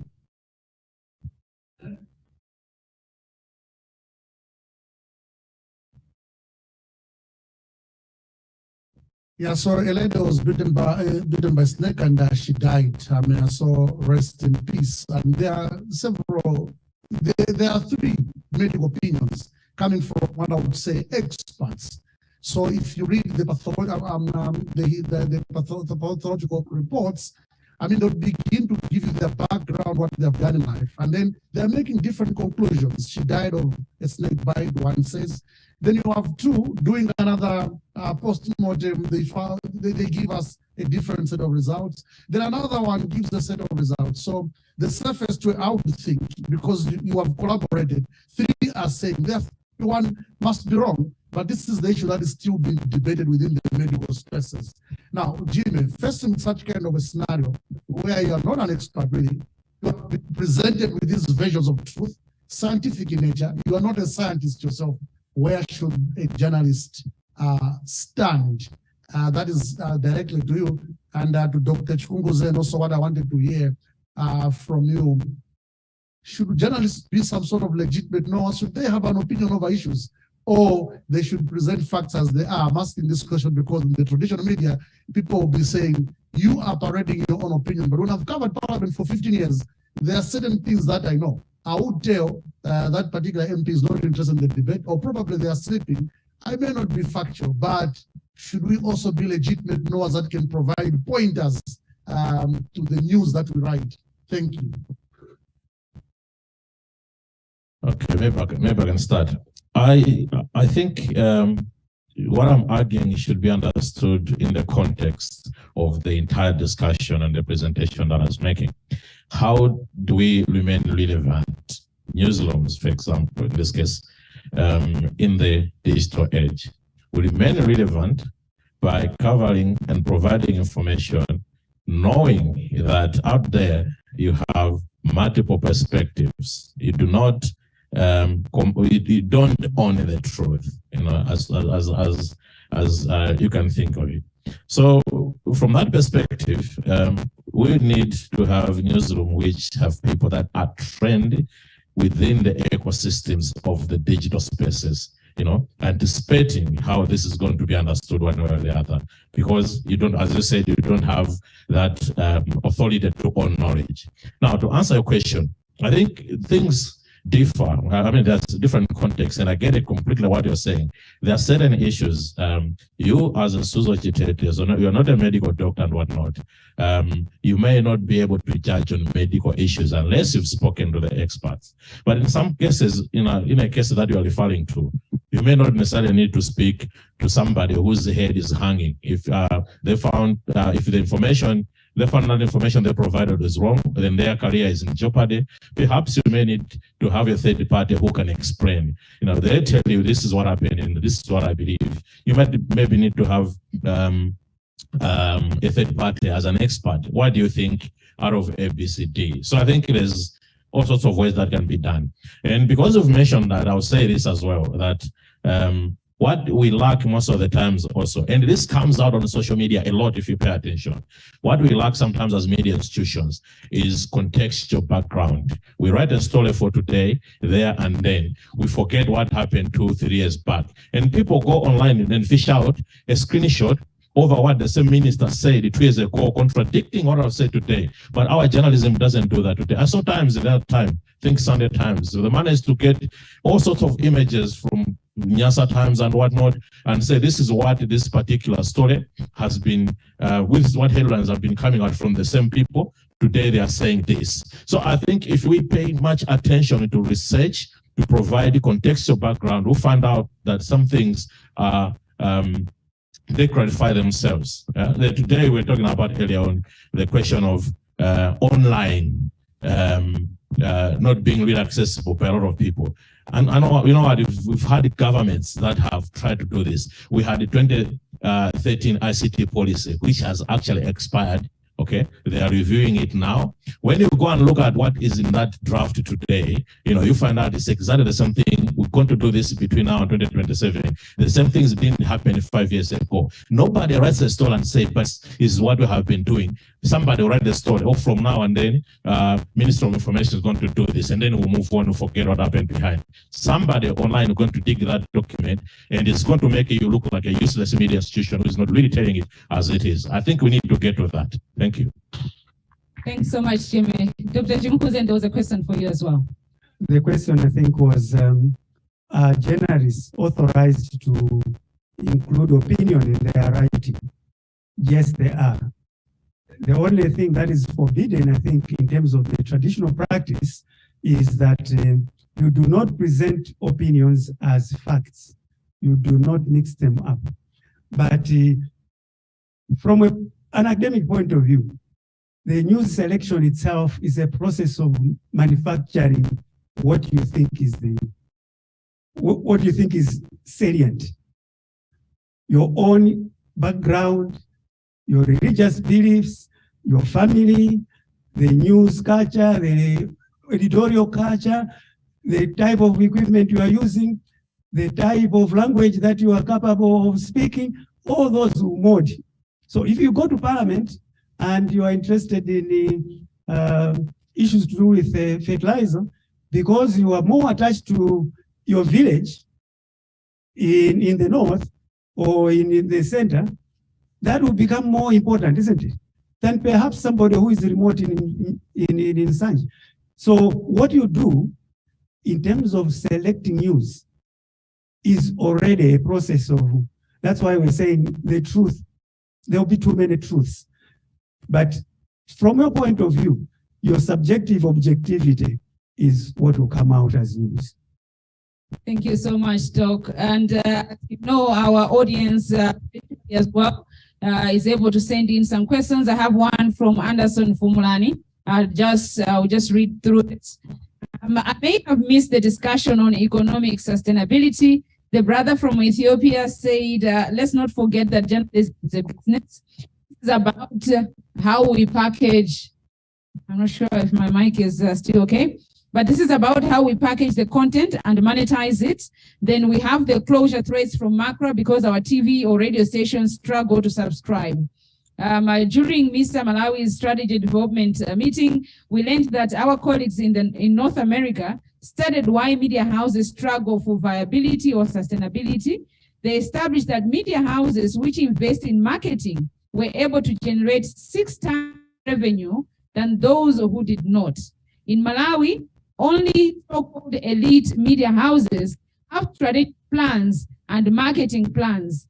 These are tools to drive their businesses. The rest of the media outlets operate on autopilot, or they have no marketing at all sometimes. Can marketing or strategic plans not contribute to media sustainability or viability? So that's a question at the end there. I don't know if you got it. Can marketing or strategic plans not contribute to media sustainability or viability? Jimmy or Doc later? I think we needed 2-3 days of sitting down and discussing this, because you see, like in my case, the discussion that I've had since I think third day, the focus hasn't really been much on the economic aspect and all that. But what Anderson is saying is actually true, and sometimes to think about the marketing. Sorry, to try and defend my point still. To think about marketing actually is also to think that the media content that you're producing is actually a product. Content is king.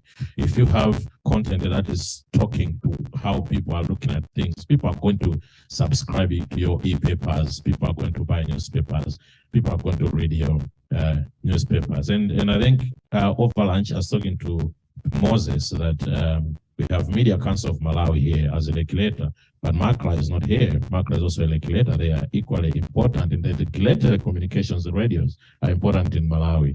So I was reflecting this from the argument that I have about whether one is fake news, whether is it different, is it alternative fact, for example. So I was saying this thinking in mind like how radios are struggling in Malawi. You've mentioned clearly about the question of licensing. We forget quickly rather, and sometimes we don't connect the dots, as I've been saying here, that if you look at newspaper industry, we had at some point, according to Nandine Patel's studies, we had about 26 newspapers circulating on our streets in Malawi. Today we have only 2 daily newspapers.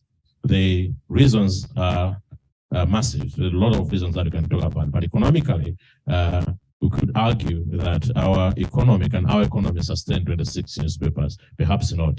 Is this the same moment that broadcasters are facing? You can't have a broadcasting institution that is actually paying broadcasting fee from the money that congregation is raising. I mean, you're asking a church to raise money to pay for a license fee for a radio. That's not sustainable. Can we find best ways of sustaining ourselves? So one of the things basically is to remain relevant with your content. And also on the same issue, I was saying to Moses why I thought maybe Marka could be here if you're talking about fake information and whatnot. I mean, we have terrible adverts online about Singang and the stuff and all that. Are those facts? Somebody who has a magic pill that can heal every disease in your body is being advertised in the name of making money for media institution. Should we also tolerate that? So I think there are a lot of things that we can discuss around this, Anderson. So that I've moved around and around, but I think content is part of it. If you're producing content that is resonating, people are going to go for your product. Thank you. Thank you so much, Doc. Marketing, media sustainability. I think the aspect of marketing has been handled ably, but I thought that I would just add one more dimension. And this is a dimension to do with the business models that we are using in the media. The business models that we are using in the media as of now, correct me if I'm mistaken, is that Selina, for example, is in charge of online content production, all right? Look at her budget. How much do they give her? It is an afterthought. That's what the department that she's in is, an afterthought. So if we go into aspects of exploiting the potential of the digital spaces, we need to invest in those ones. And we need to understand the product. How is money made? So I'll go back to what I had said about my journalism students when I'm doing online journalism. A very simple task. Okay, go and create a weblog, which then you have to invite as many participants or users as possible. And these should not just be local students. We want you to actually interest other people from around the world.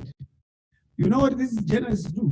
They will just go around and change. Even one person is going to have 5 accounts, and they'll be the only ones posting to that, and then they will invite you. You have international audience. So at the end, when you go to the field, because you don't understand the product, how you can market it, how you can manage your audience, then it becomes a problem. So yes, marketing, investing economically into it, we are going to reap a lot.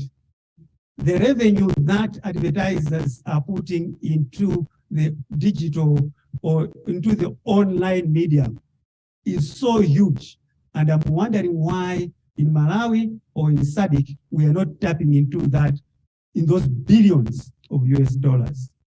Thank you so much, Doc, and thanks so much, Jimmy, as well. We are running out of time, but I'll give you a few seconds to just recap what you shared with us and from the conversation that we have had, and that will be closing this panel discussion. Let me start with you, Jimmy, and then I'll ask Doc to conclude.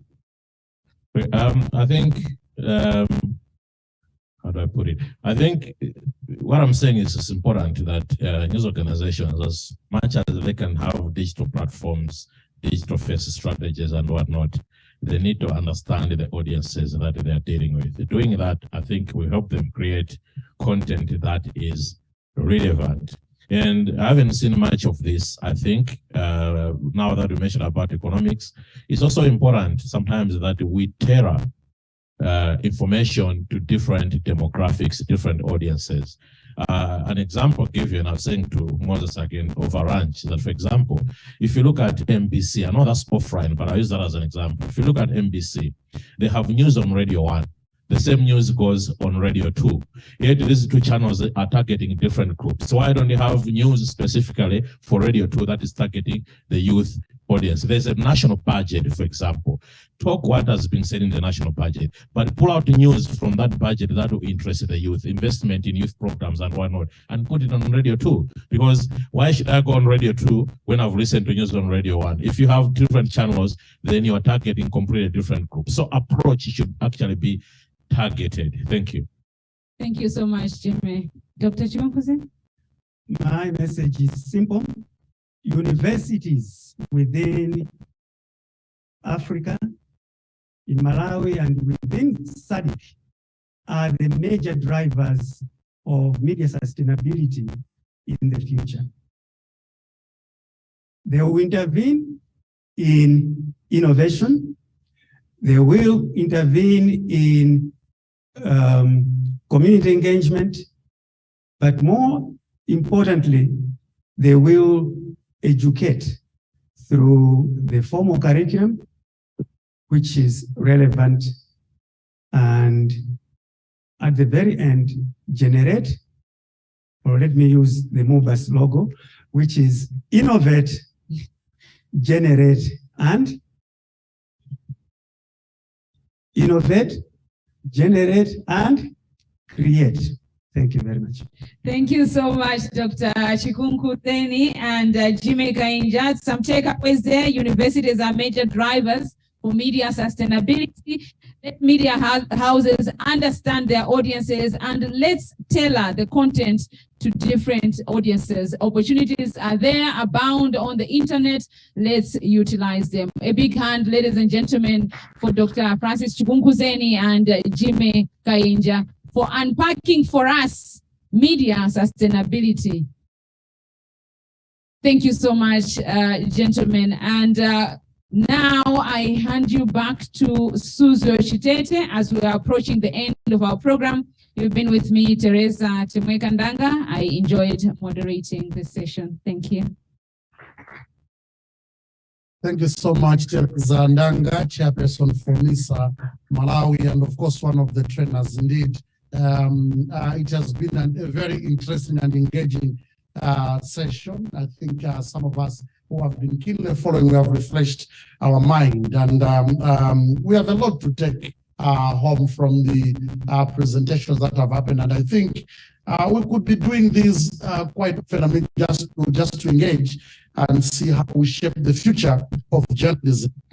For those that are following online, we are here in Lilongwe, where since morning we have been holding a number of sessions as part of the 2022 Future of Journalism Education Southern Africa Conference. And I will invite shortly Lulu Kitololo, just sort of a graphical presentation of the summary of the sectors that we have had so far.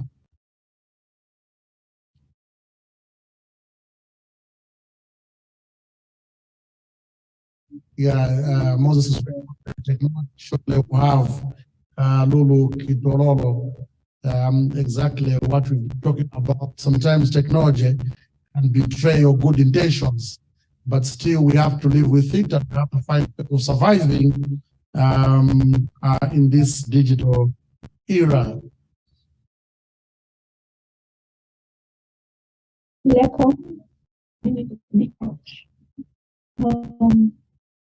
So,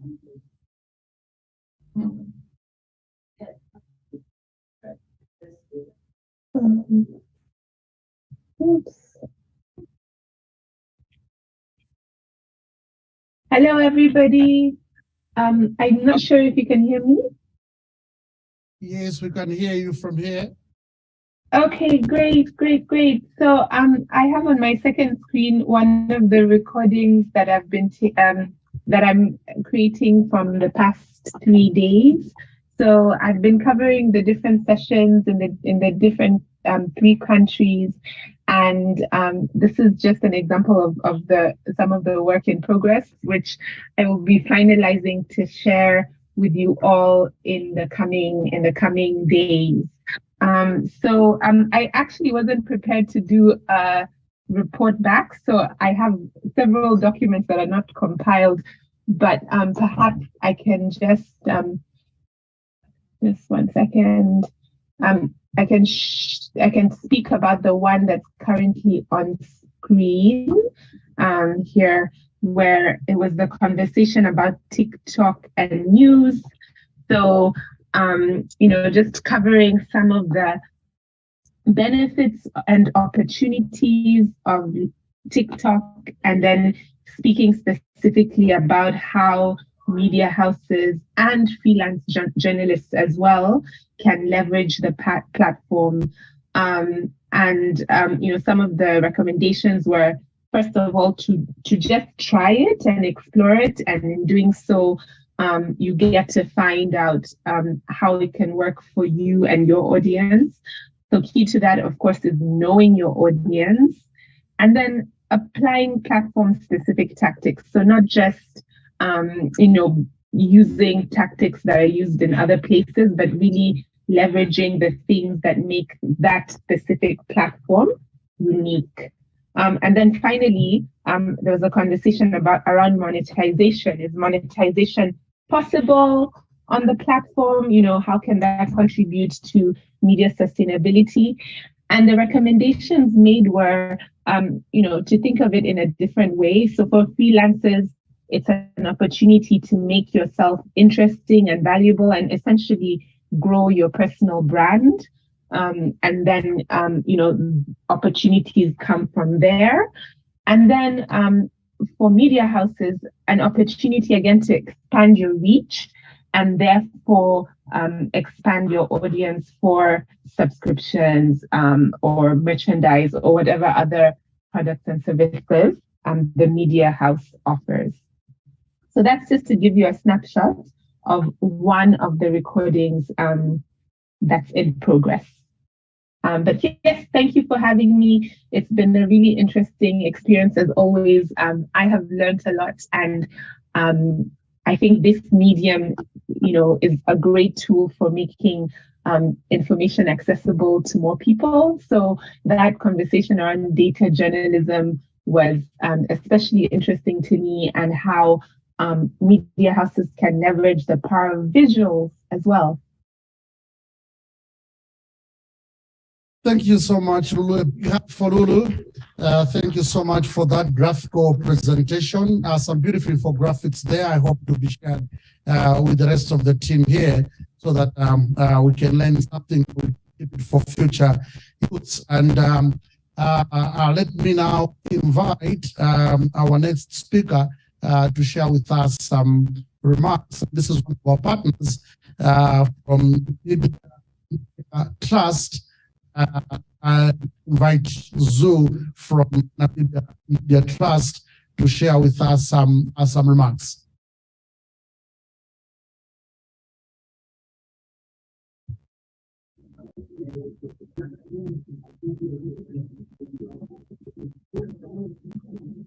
Good afternoon, everyone. I hope you can hear me. Yes, we can hear you. I must say thank you to all,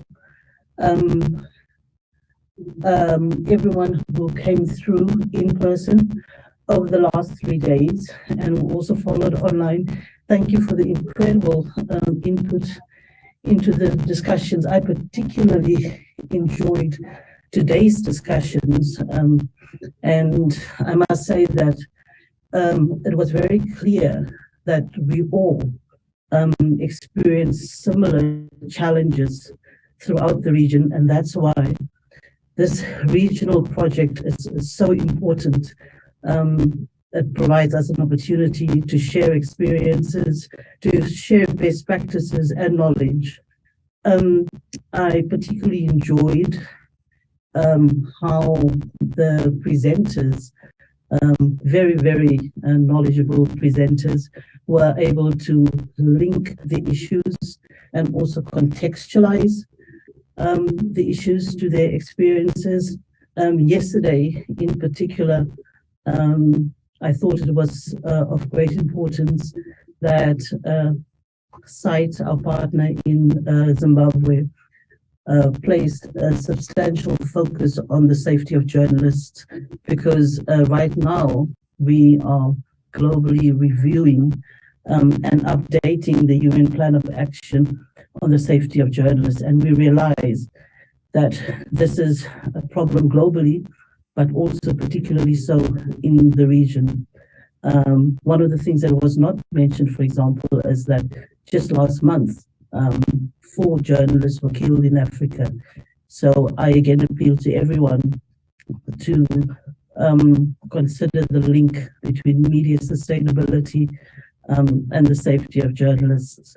This is indeed the 4th year of this collective effort. So I'm going to pat us on the back, if you don't mind. I think over the last 4 years, this has been an absolutely great collaboration, and we look forward to working with MISA Malawi and SITE and DW Academy in future. Thank you very much. Thank you so much, Zoo, for those remarks, and greetings to people in Namibia there. Our next speaker is Zenzere from Ndebele, representing one of our partners, Center for Innovation and Technology. You're welcome to make your remarks. Thank you very much, and thank you for a wonderful day with good presentations and insightful presentations as well. I think for SITE, it has been 3 days of learning, and we are not only learning new things, but we're also, looking at what we do and asking ourselves how better we can serve the journalism fraternity. I think in the 3 days that we've been meeting and discussing, the issue of media sustainability comes very often, that it is very important for media and for journalists to work for sustainable organizations so that we can also be able to pay journalists. I think yesterday during the conference at site, a number of journalists were raising issues that their lives are in danger. They are doing it because they love it, not because they are paid a lot of money. And that was very interesting. And also the issue of journalists working at a time where there is social media and the challenges that are brought by social media. I think we really have to navigate the space, because now everyone can be a journalist.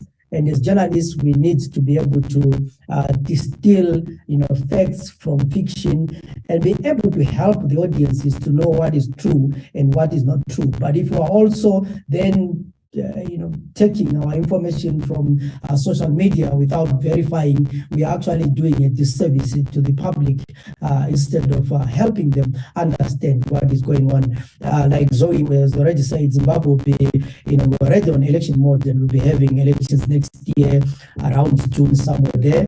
So you can see the rise of fake news, and the temperature is already heating up, and it is, the next few months are going to be difficult for journalists, and there will be a lot of fake news as usual during elections. So we are very grateful that we've been part of this partnership with DW Academy and MISA Malawi and Namibia Media Trust, and we hope we'll continue to work together for the betterment of the profession.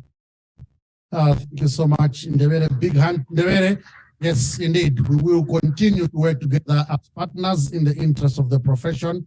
Let me invite Stefan from DW Academy. Stefan, welcome to make your remarks. Thank you, Susko. And greetings again to everyone being in Lilongwe and being online. Let me also start by expressing a sincere thank you to the Namibia Media Trust, to the Center for Innovation and Technology in Zimbabwe, and MISA Malawi for giving us these 3 very intensive days full of food for thought. It's always a pleasure, since 2019 when we started this conference, bringing together people who come from different disciplines, different professional backgrounds, like the academia, like the practicing journalists, like media houses and advocacy and training institutions. So we do like this cross-pollination very much. And if you ask me about the main takeaways, so what has proven to be very insightful once again is this regional setup of our conference. It's showing the broad spectrum of media landscapes you and journalists are working in, and also the very demanding political landscapes. Teresa touched up on this, on the situation in Malawi that is quite deteriorating for journalists. Yesterday, I was very moved by the testimonies on police and gender-based violence in Zimbabwe. So if you ask for the way forward, so what actions have to be taken, this would be one. The first one, make journalism safer. And DW Academy just recently supported the global initiative on journalism safety. So this would be the first takeaway and action. And other core topics that materialized during the conference, and where also we would like to support, and we as DW Academy see ourselves as a driver, and we would like to take this journey together with you. The first one is journalistic formats that the audience is appreciating, or as Jimmy has just taken it, or has put it, stay relevant. So finding formats that really reach the audiences. NMT has highlighted on podcasting and the plans they have there. We, together with SIDE, will explore more on TikTok and its potentials for journalism, engaging a young audience that is soon to become politically very active. And also, if you mind, the younger generation of journalists that is entering the media market, they have been socialized on social media. So this is something we're gonna explore further, how we can employ social networks for journalism purposes. And then another aspect is digitization, also brought forward today. Disruptions, yeah, as our title suggests, there are disruptions, but there are also a lot of opportunities waiting. I just pick one, think of mobile technologies. News production via mobile phones has become very crucial during the pandemic.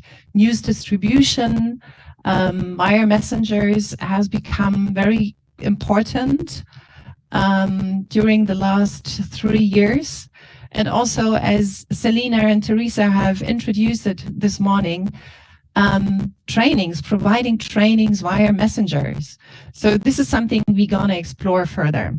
Media viability is a subject we cannot escape. What makes media organizations and media training institutions resilient, and who is actually willing to pay for content, and who is willing to pay for training. And having mentioned training is something that is very much on our heart, on DW Academy's heart. So being hands-on, being modular, being flexible, this is where our advantages are and where we can, I think, complement the academic sector. And the second dimension in here, which has proven very successful during the last year in our partnerships, is the co-creation model.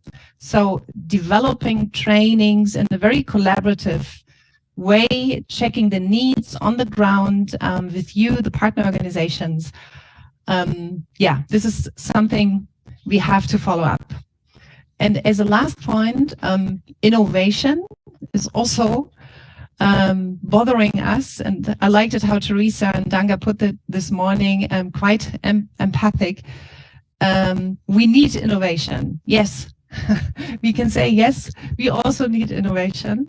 And we as DW Academy try here to provide some spaces where innovation can actually happen.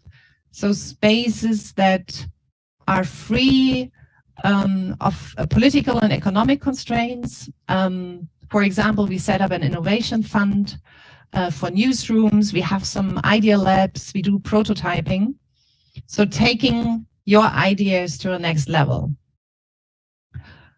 All right, in the interest of time, I'm going to conclude with just 2 sentences. So we consider the issues that are key and bothering the journalists, that these are also the issues for journalism training. So questions like, how can my media house survive? Or where is my audience? And who are actually the trusted sources? So if we look at these questions and how journalists can serve these questions and needs and derive from there what we need to train them to survive tomorrow's challenges, I think then we can provide quite good journalism training. And to let me close with a quote from Zenzele Ndebele, director of SITE, he has brought up yesterday. So let's revolutionize journalism education. Yeah, let's revolutionize. Thank you so much.